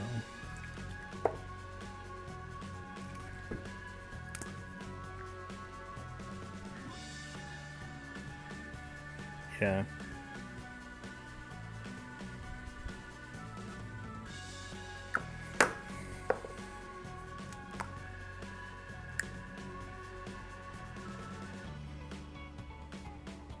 Create kind of like a mixture wash between Reikland Flesh Shade with a little bit of Druchii Violet in it. And we'll be using that to wash our face here.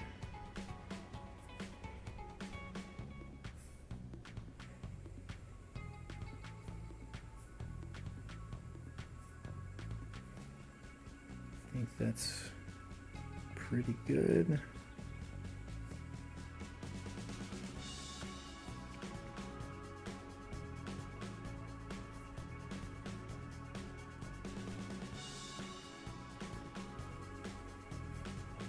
Like that, and I'm going to use some Dragonhof Nightshade. Just get that on the palette so I can thin it out a little bit. And we'll just put a little thinned out wash on our, whoa, drop the brush, on our glove here.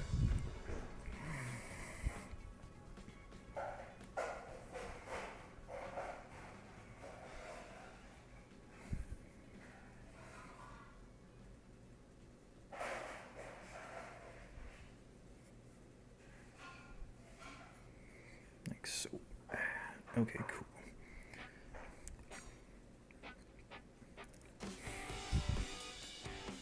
And then for our black stuff, I'm gonna get out our we need our gray Z one more time. There it is. Just to kind of thin this out, and then we'll do like some kind of quick glaze kind of stuff on some of these points before we go straight to the off-white.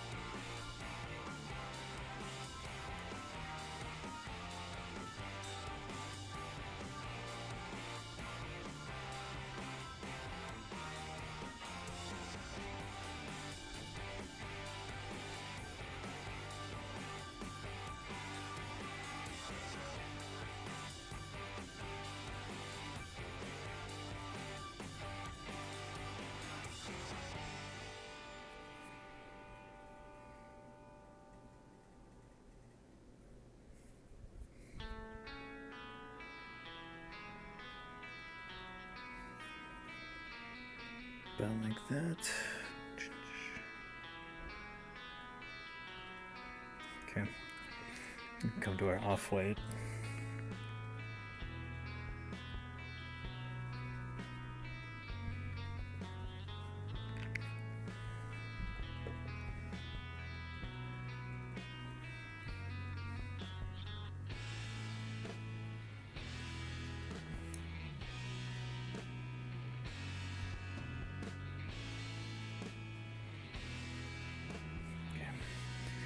And we're just going to try to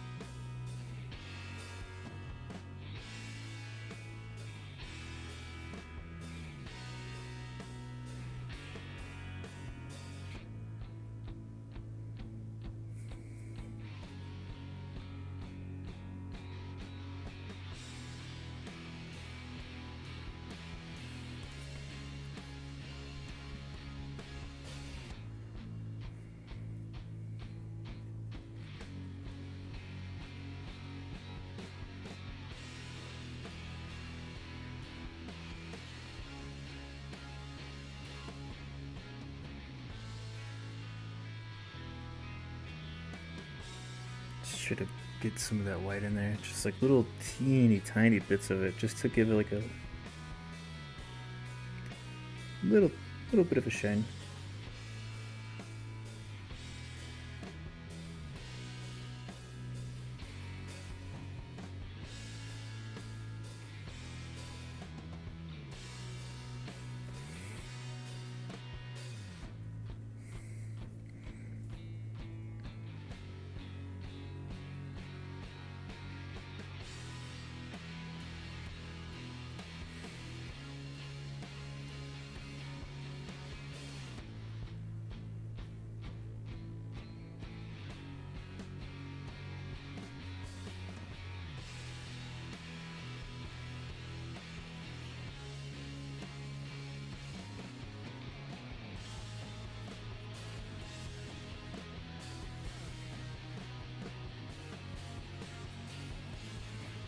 Yeah, I'm liking that. Looks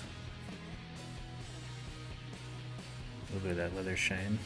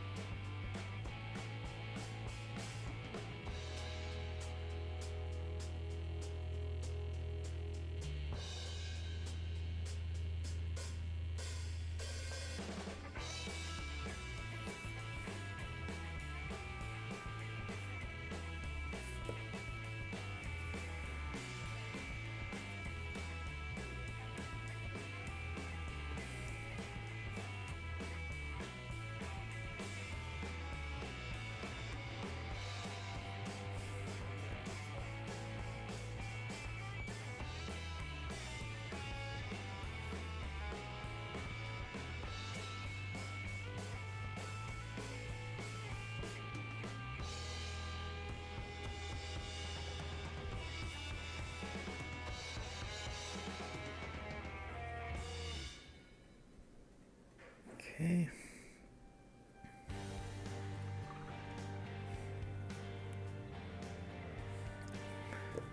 Then we'll get out our Prussian blue for doing our blue pants.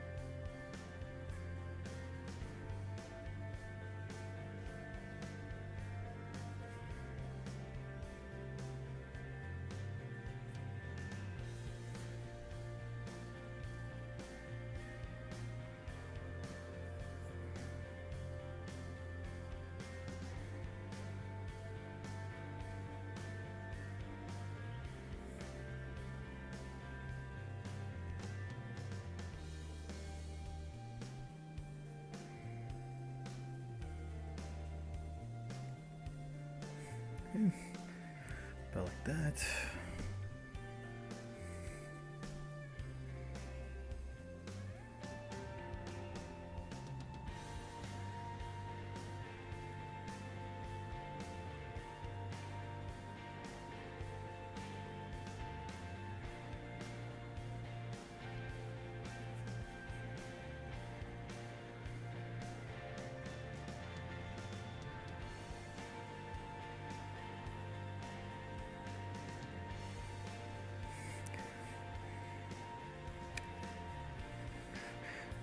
And I'm going to go ahead and base the color of our book here with this lighter blue so that we can go to an even brighter blue to get that kind of like sky blue color that the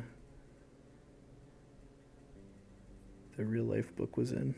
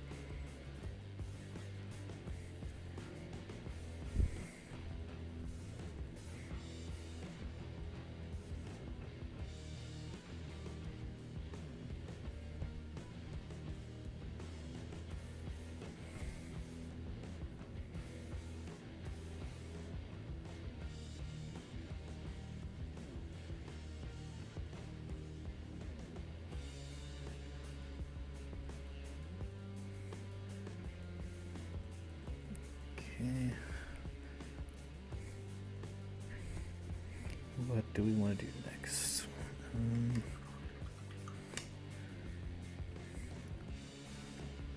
Just base out our yellows. Some yellow ochre.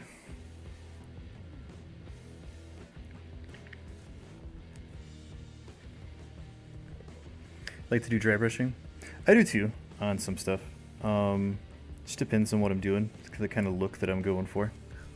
A lot of this guy is fabric, and I prefer fabric to have a softer transition,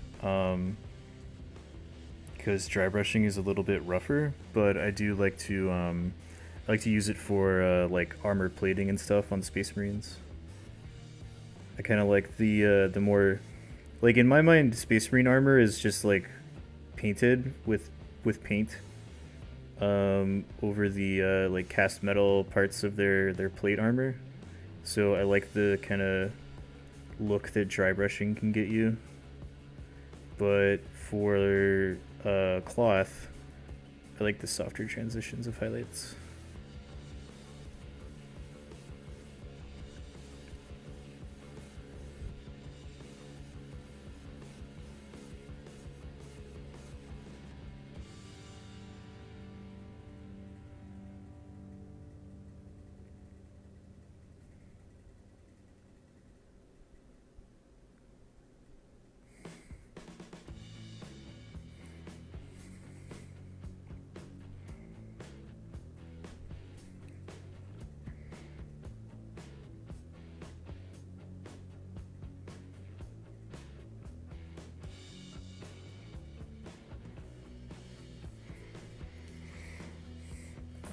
Got that. Now I have to be really careful because we're gonna have to do this stuff on his hat.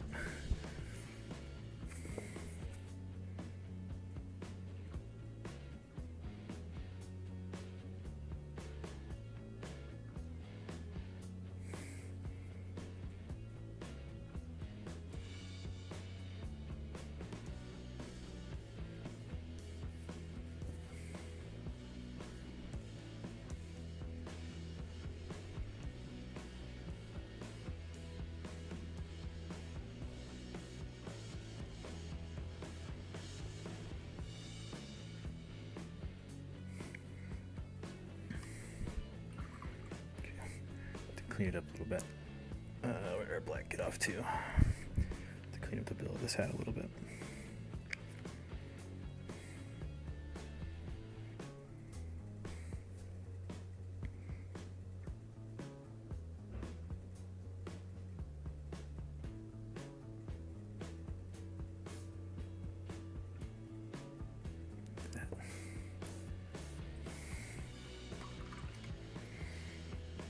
Go back to our gray and off-white. We'll just highlight up the cap real quick since we're working on it. Get a little shine on there, just right quick. Right here.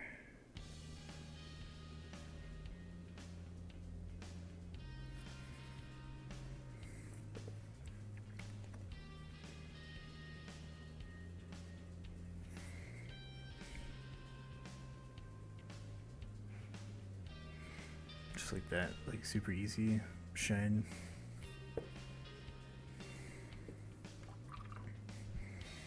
Okay. Get out. Where is Sarah? Do a sepia wash on these yellows right quick, and then while that is drying, can work on the pages of our book, since I think that's the only thing left that doesn't have a base coat.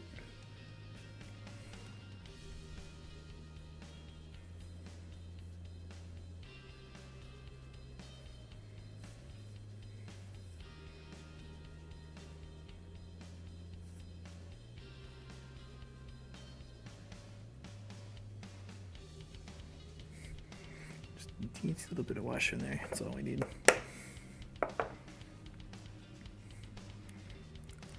And for the pages of our book, I'm going to pull out our yellow khaki. It's a good base color for like old parchment.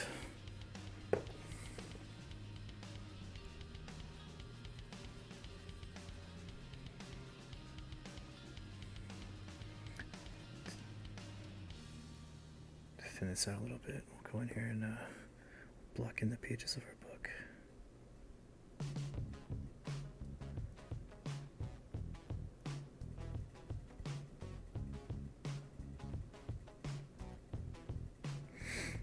And once these are dry, I'm just going to go ahead and do a really light wash of like a brown for the whole book, just to give it like an overall weathered appearance. I mean, like, you know that Commissar is reading that shit all the time.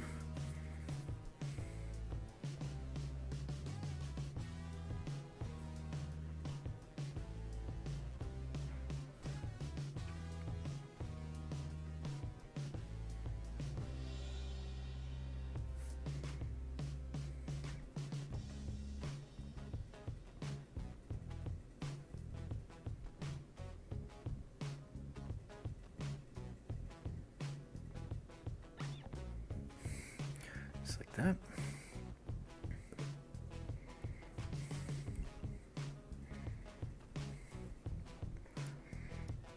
And I need to get out my... I gotta find my tire black. There it is. Because tire black is the main highlight that we use for the tunics of the Mordians, the uniforms.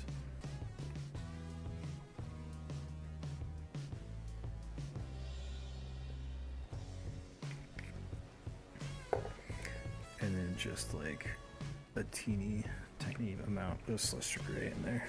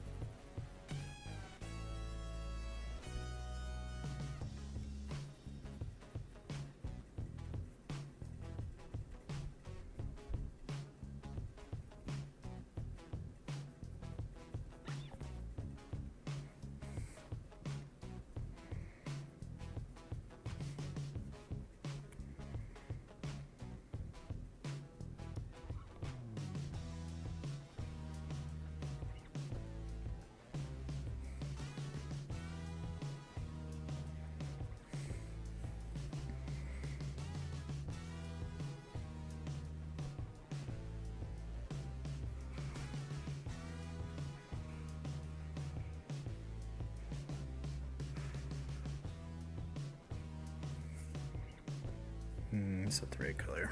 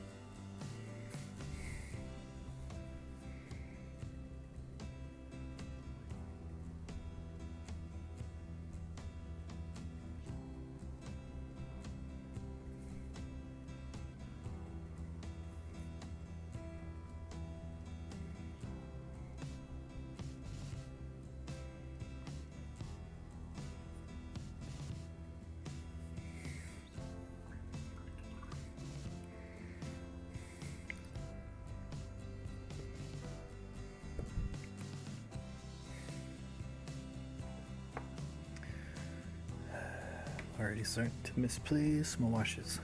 Where did Magrax or should get off to?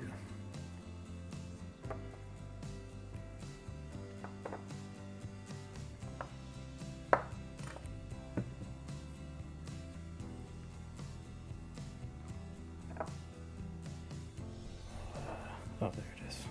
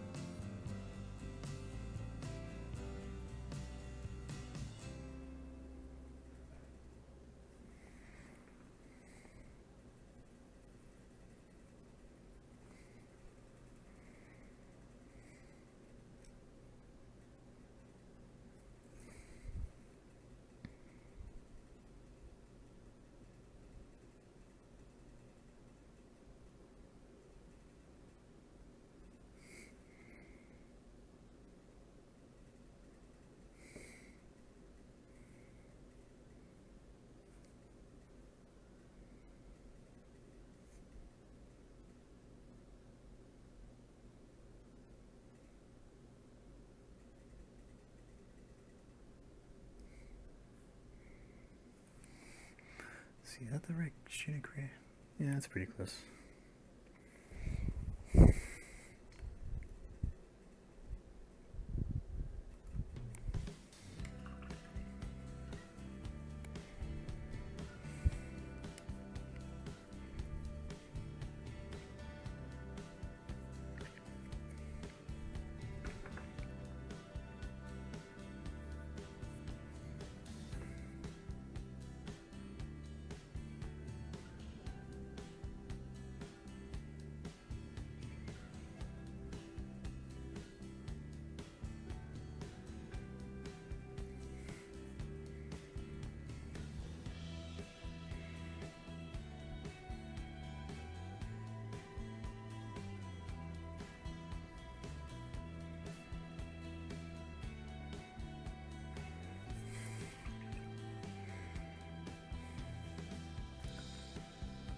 Taquitos back. What's up, man? Let's see. Okay, so let's think about what we need to do next. I think our browns and our golds we could do next.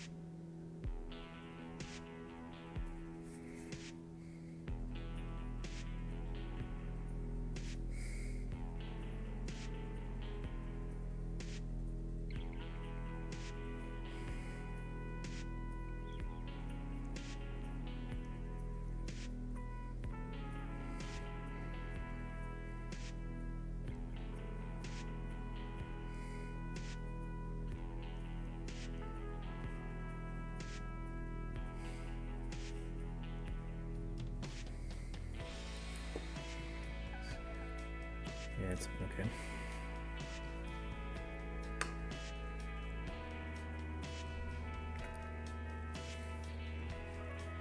We'll get out our Elven Golds from Scale. Do some gold highlights real quick.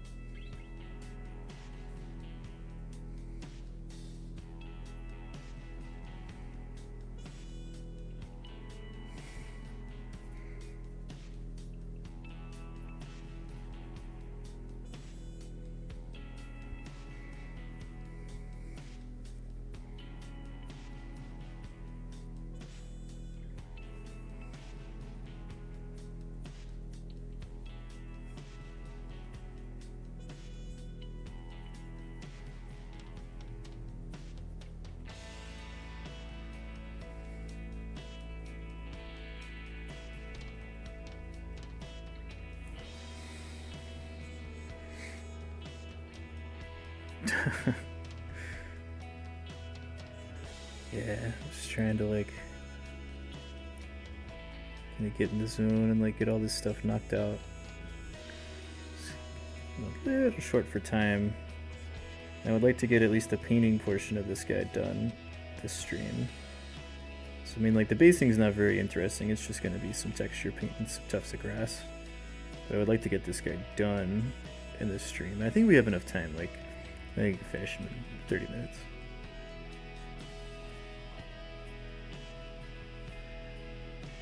Don't have too much more work to do on him. So I'm going to get most of this other stuff knocked out so that we can work on the face.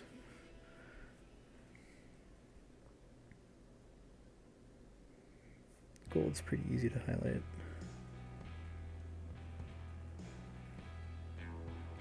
There we go. Got a lot of that shine back, which is what we wanted. Cool. Let's do our green cables real quick. Gonna get out some warpstone glue.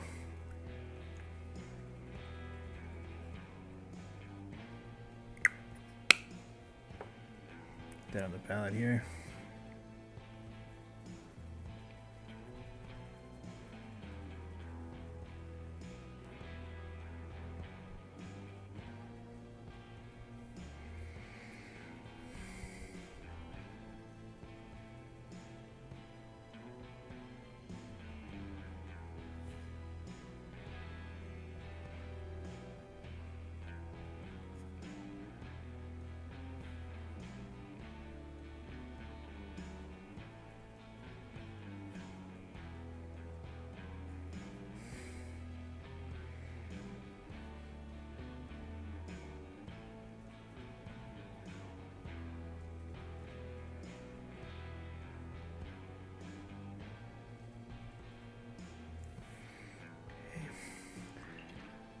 Cleaned up. Let's get one more brighter color. Let's get out some goblin green.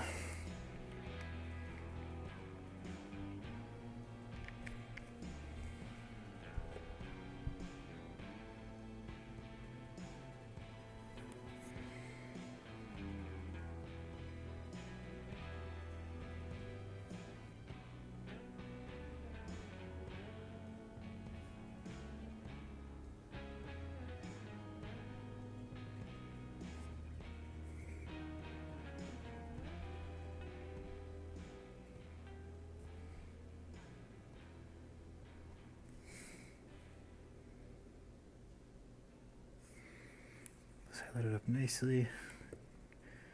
Good to go.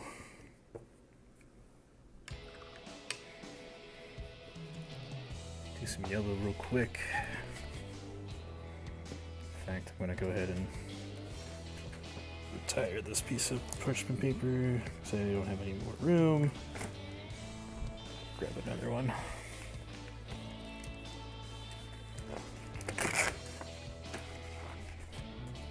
Go.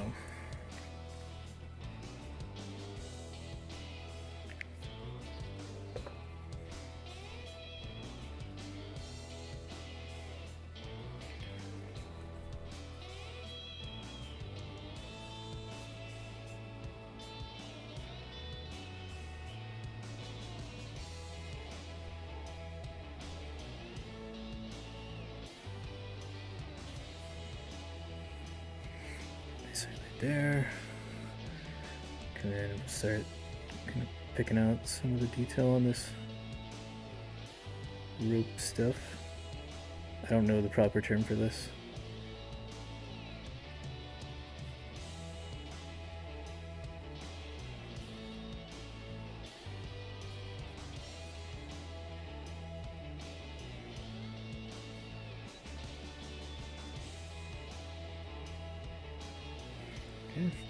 Nice highlight there.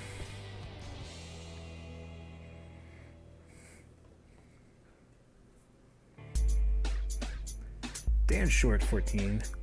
Thanks for that follow. Alright, let's get out some of our blue-gray. This color is pretty close to the cover of that book. The I don't know how many of you may have owned that, but the Imperial Infantryman's Uplifting Primer Damocles Gulf Edition had a cover that was very similar to this, and that's kind of what we're We're gonna paint for this guy's book. We're gonna pretend that that's what he's reading. Tassels? Yeah, I guess they're called tassels. I'm sure there's some like super special like military uniform term for them.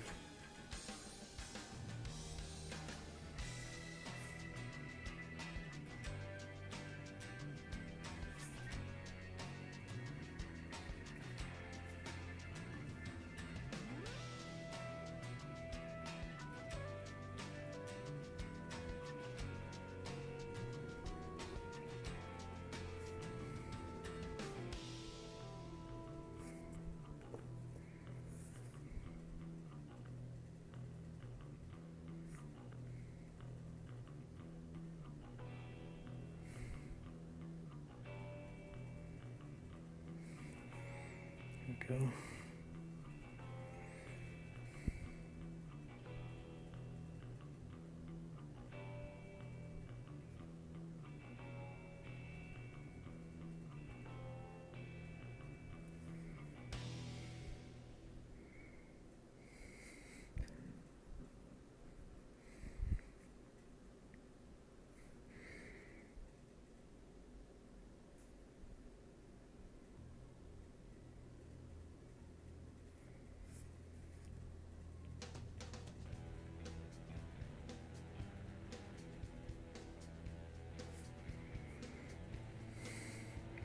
Little secondary highlights on his pants right there, just to make him pop a little bit more.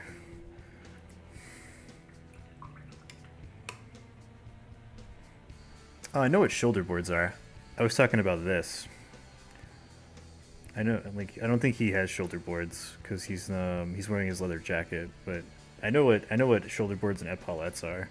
This was like some tassel-y shit hanging from his sword, is what we were talking about. All right, so let's start working on our face. Let's go to our.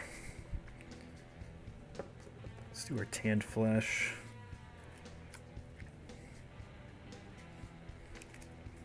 Some highlights on there.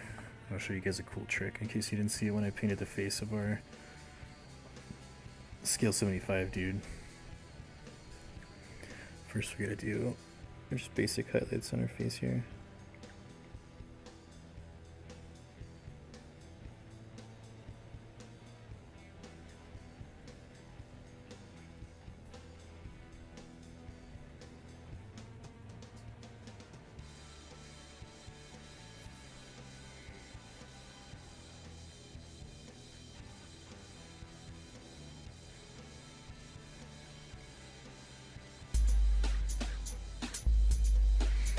Miss Breezy89, thanks for following. Appreciate that follow.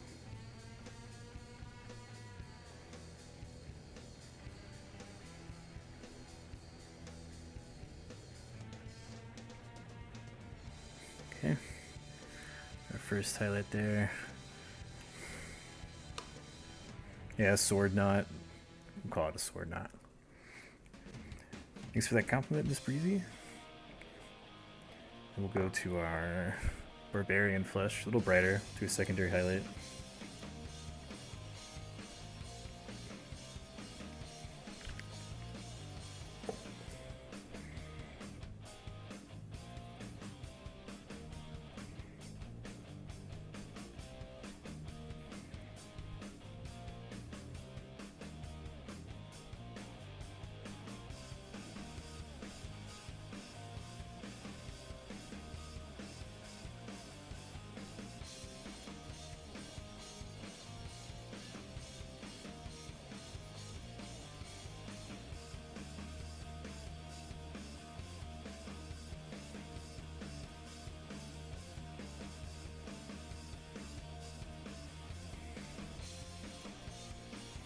Okay. Pretty good looking there. I'm gonna wait for it to dry a little bit. I'm gonna grab some Celestra Gray. This is a cool trick. So like if you ever want to do like a shaved head or some stubble on the face, the trick is like you paint your face, you finish it, and you take the brightest color that you used for the skin tone and you mix it with a little bit of a super light gray, kind of like Celestra Gray. And you mix that up kind of 50-50. And then if you lay it in like super thin, like glaze it on really thin, get a really nice stubble look. You can see a little bit better. We did it on our scale 75 dude's face. See that little like 5 o'clock shadow thing he's going on. So that's what we're gonna do here. I'm gonna start just like really thin.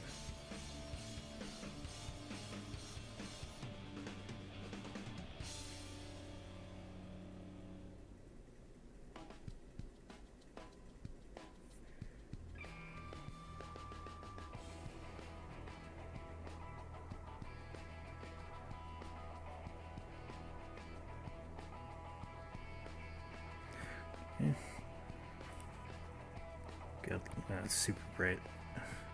A little bit of that stubble showing through. Gonna let it dry out, kind of mute out a little bit. Might need to add a little bit more.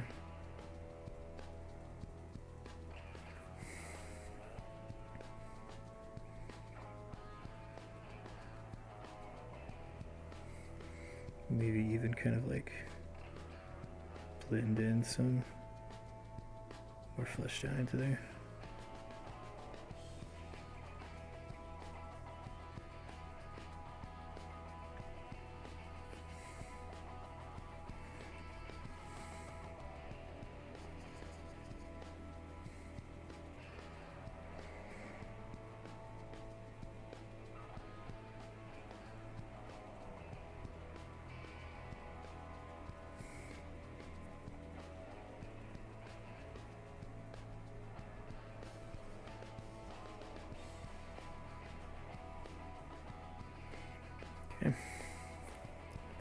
I'm okay with where that's at. Do I use wet palette? No. Only if I'm doing like super in-depth like display quality miniatures where I'm gonna take like a bunch of time and I want wet blends and stuff. I'll use a wet palette, but most of the time I get by with airbrush and dry palette, and just like I just thin stuff out to the right mixtures with water and things like that.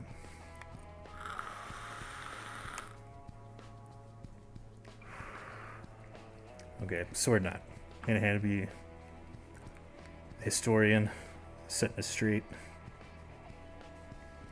Alright, so I'm gonna take a little bit of this yellow khaki. I don't know, I'm gonna call it yellow khaki because that's what it says in Spanish, and for whatever reason they called it buff when they changed it to an English name, but it clearly says yellow khaki. So this is yellow khaki or buff, and we're gonna use that for his teeth.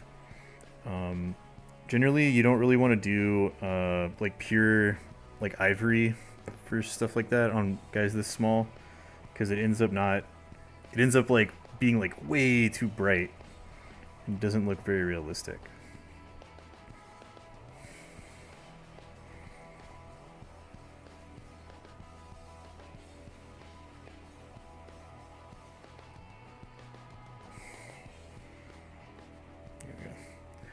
All he's showing is like his top teeth there, because he's like speaking the word, speaking the uniform military code of justice at him.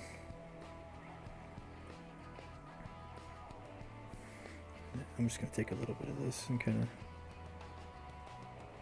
do a little extra bright highlight right here on this little bit of stuff on his cap, just to brighten it up ever so slightly more right there.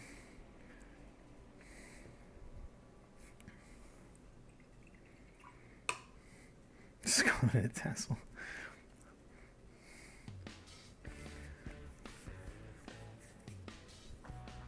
Oh, I mean, it's not facial hair, it's just a 5 o'clock shadow. I mean, like, like, Sapper Steve, like, you've been in the military. Like, you've seen dudes that, like, by 4 p.m. their face is showing a little bit of a darkness. I mean, like, I was like that.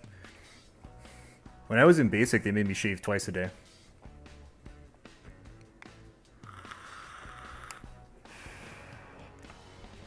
Because it would get to be about like 3 o'clock in the afternoon, and I would already have like stuff like you could like feel it like sandpaper almost. And that was how they would check. They would be like, "Did you shave this morning?" And I'd be like, "Yes, drill sergeant." And they'd be like, And they do like that move, and you'd be like, "No, you didn't." I'm like, "I did. I'm telling you."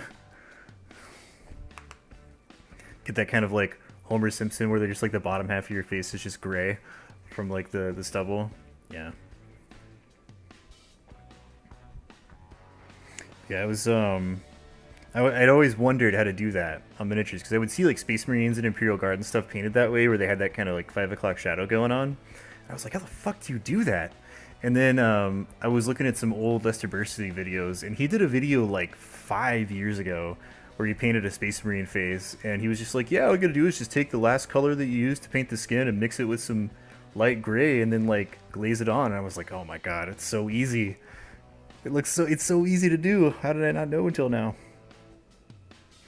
Alright, so let's get out some. I'm going to use the same metallic that we based this in because it got darkened down by the wash. Where did I put it? Dark steel. So we're going to go back to our dark steel and we're just going to do some like quick and easy highlights on our silver metallic bits.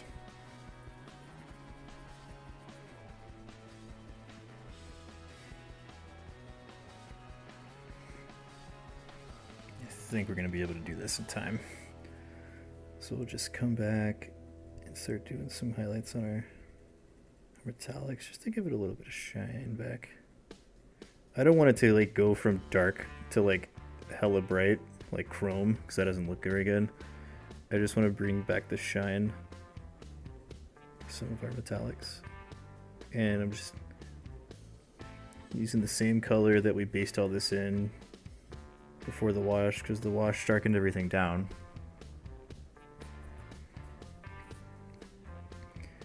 And then you just kind of like run this over some of the higher points and like wider flat areas, just like super thinned out, and all it does is just bring the shine back to make it look more like a metal.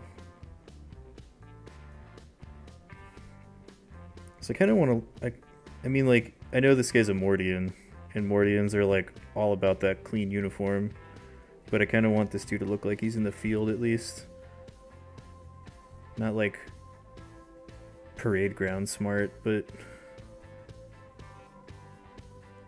you know,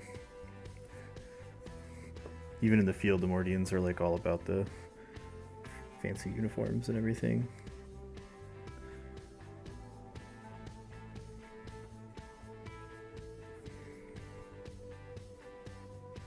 I mean, this Commissar model isn't specifically a Mordian Commissar. I don't think they made Mordian Commissars until like after. They did not make them after Rogue Trader. I know for a fact there are some like Rogue Trader era Mordian Commissars back when their uniform was a lot different and they actually carried like las rifles and stuff. You can still find those floating around. This is just like a generic Commissar from like 3rd edition. But he's my favorite Commissar model, and I've always wanted one. I was like, you know, he would be perfect for the Mordians. And I finally have my Mordian army, which is like my dream Imperial Guard army.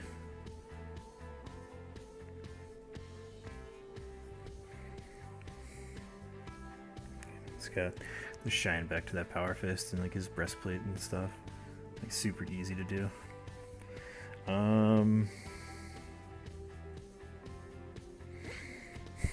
Do I want to do anything else to this guy is the real question. Oh, I need to shine up this little buckle.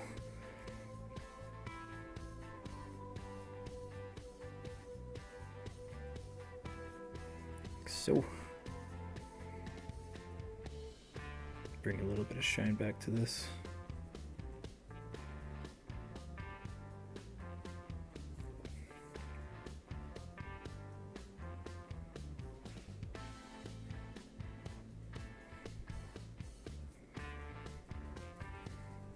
Okay.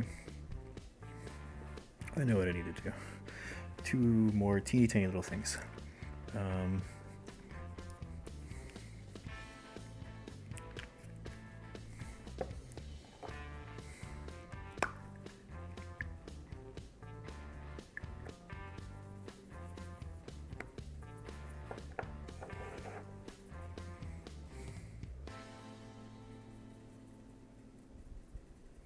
You get a slightly brighter brown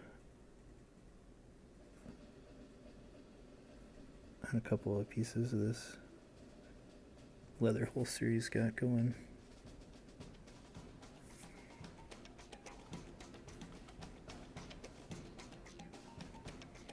Just doing like some kind of like scratchy marks to give it like a leather texture on there. That's all. And here in the little like strap that holds his sword to his belt. Oh. And we need to do his white gloves. We'll get out some Wolfwing Gray and we'll just do a layer of that and it'll look white.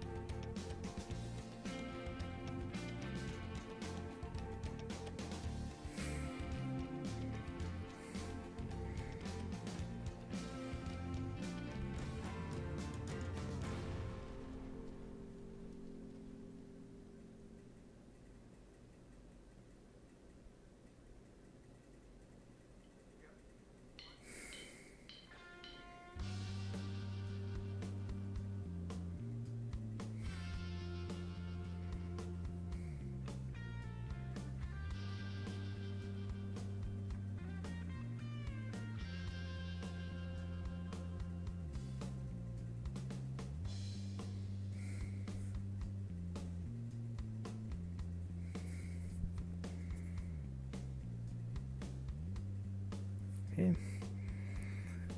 Got a white glove going on.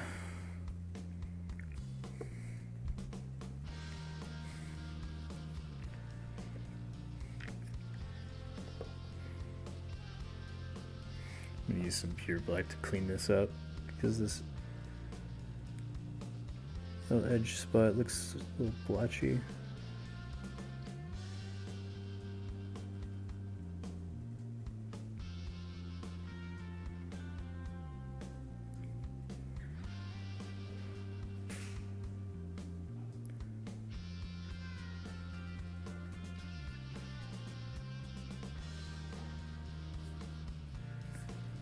There you go, clean that up a little bit.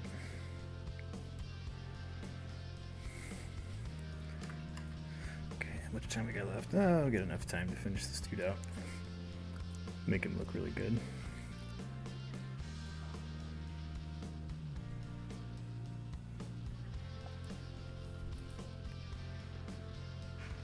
Wait, it's yellow ochre, I want buff.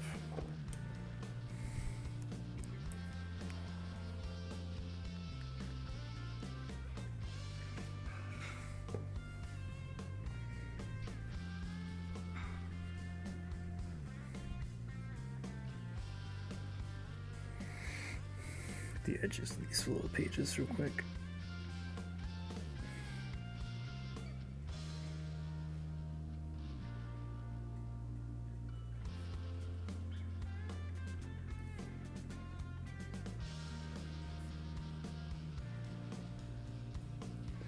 Just clean those up ever so slightly.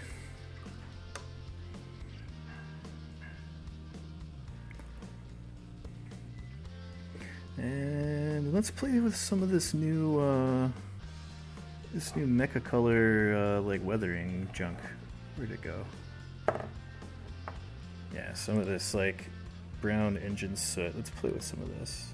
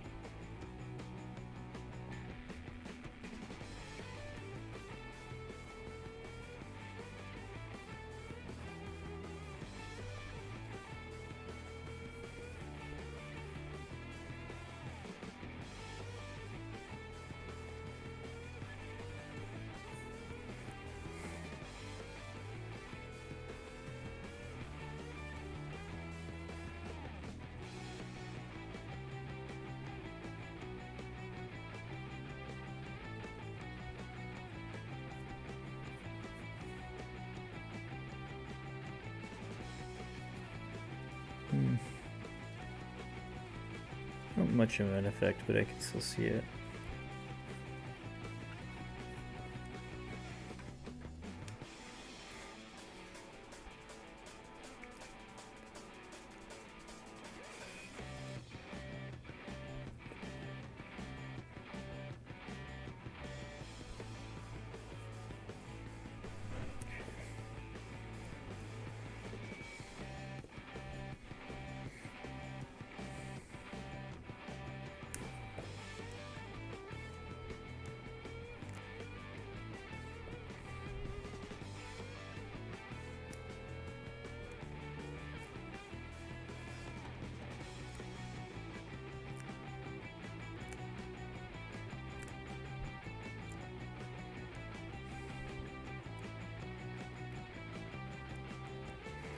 Get a sticky tank out of here.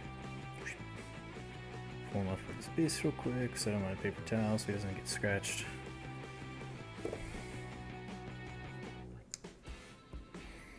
Then find our texture paint. Hopefully I have enough of this junk.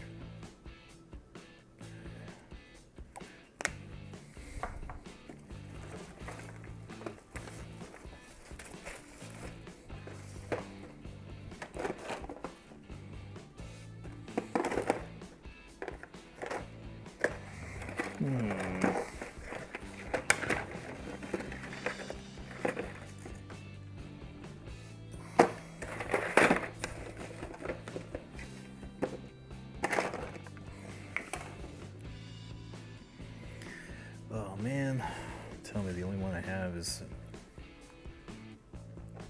gray one.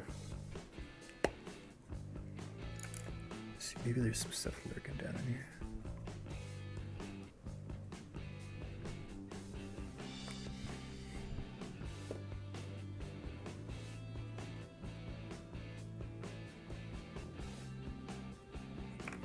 Oops.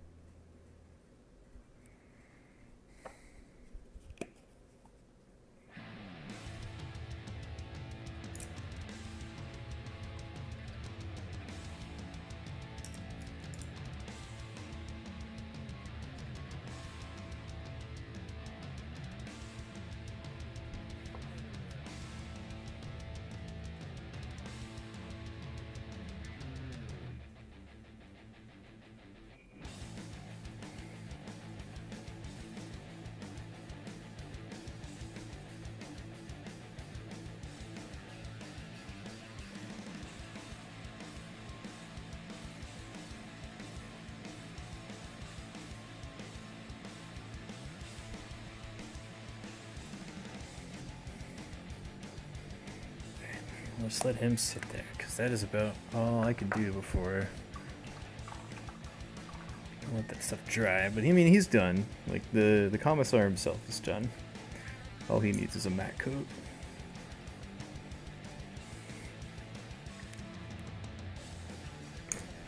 I mean, I think everybody knows what you need to do with texture paint. Just let it dry, and then give it a dry brush, and then if you want flocking, put some flock on there. If you want shrubs, put some shrubs on there.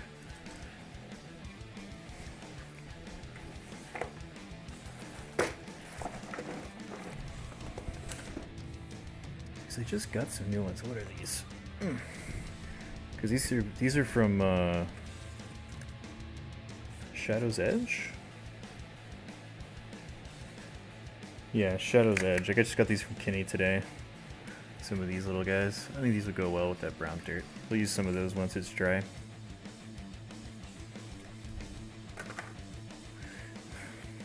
I just gotta let that texture paint dry up before I do anything else. But as far as getting the miniature painted today and one to stream, I think we got mission accomplished. Just got him pretty much good to go. Really liking how he came out.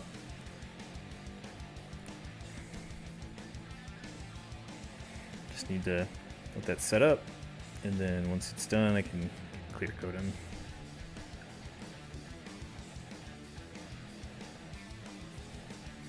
So hopefully everybody enjoyed that.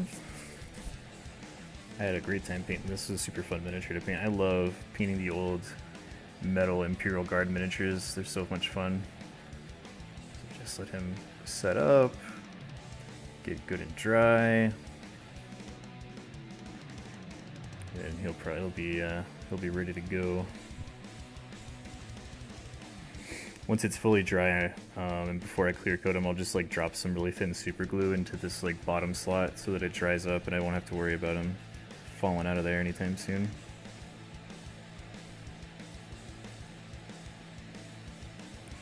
But yeah. Kind of clean up our area here. I need to soap the brushes. Where's my brush soap?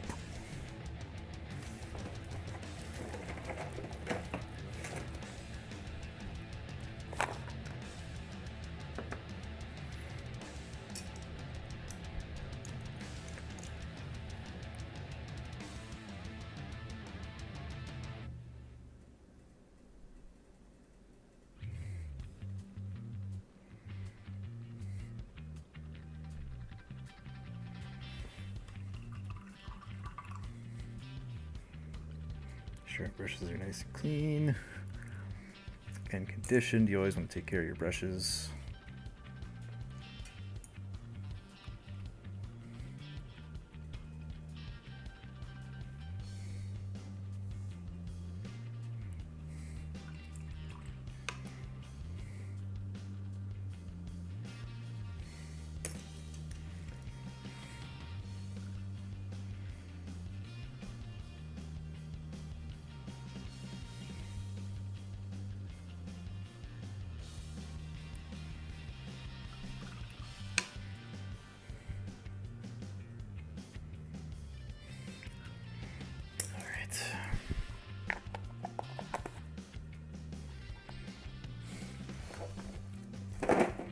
Cool. Well, that is it for today, everybody. Appreciate everybody hanging out, all the new faces following the stream. I really appreciate that, helping the stream grow. Really hope y'all enjoyed checking out this old school Commissar getting painted. When I come back on Wednesday, I'll have him fully finished in base with the grass tufts and everything, so it'll be ready to go.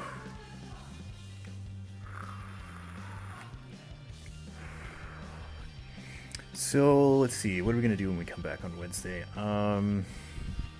Probably we'll be working on some Imperial Guard stuff again, since I would prefer to get that painted and out of the way, since that's going to be the tournament stuff that I'm bringing for January. So I'll probably be working on some of that, maybe some Taroxes or a tank or something, doing some cool airbrush camo.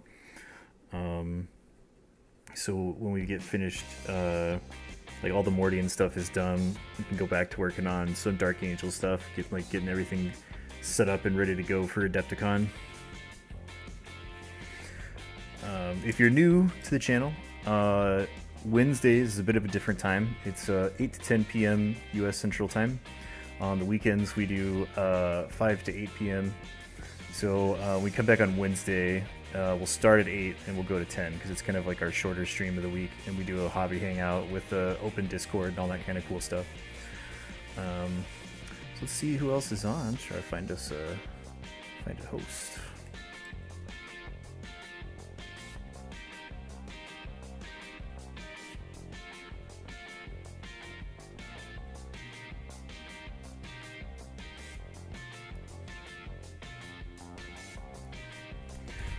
Let's search the old miniatures. Let's see who's see who's streaming right now.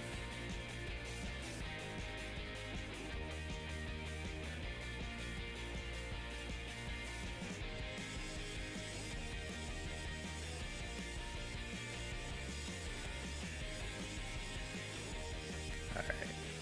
I have our raid victim.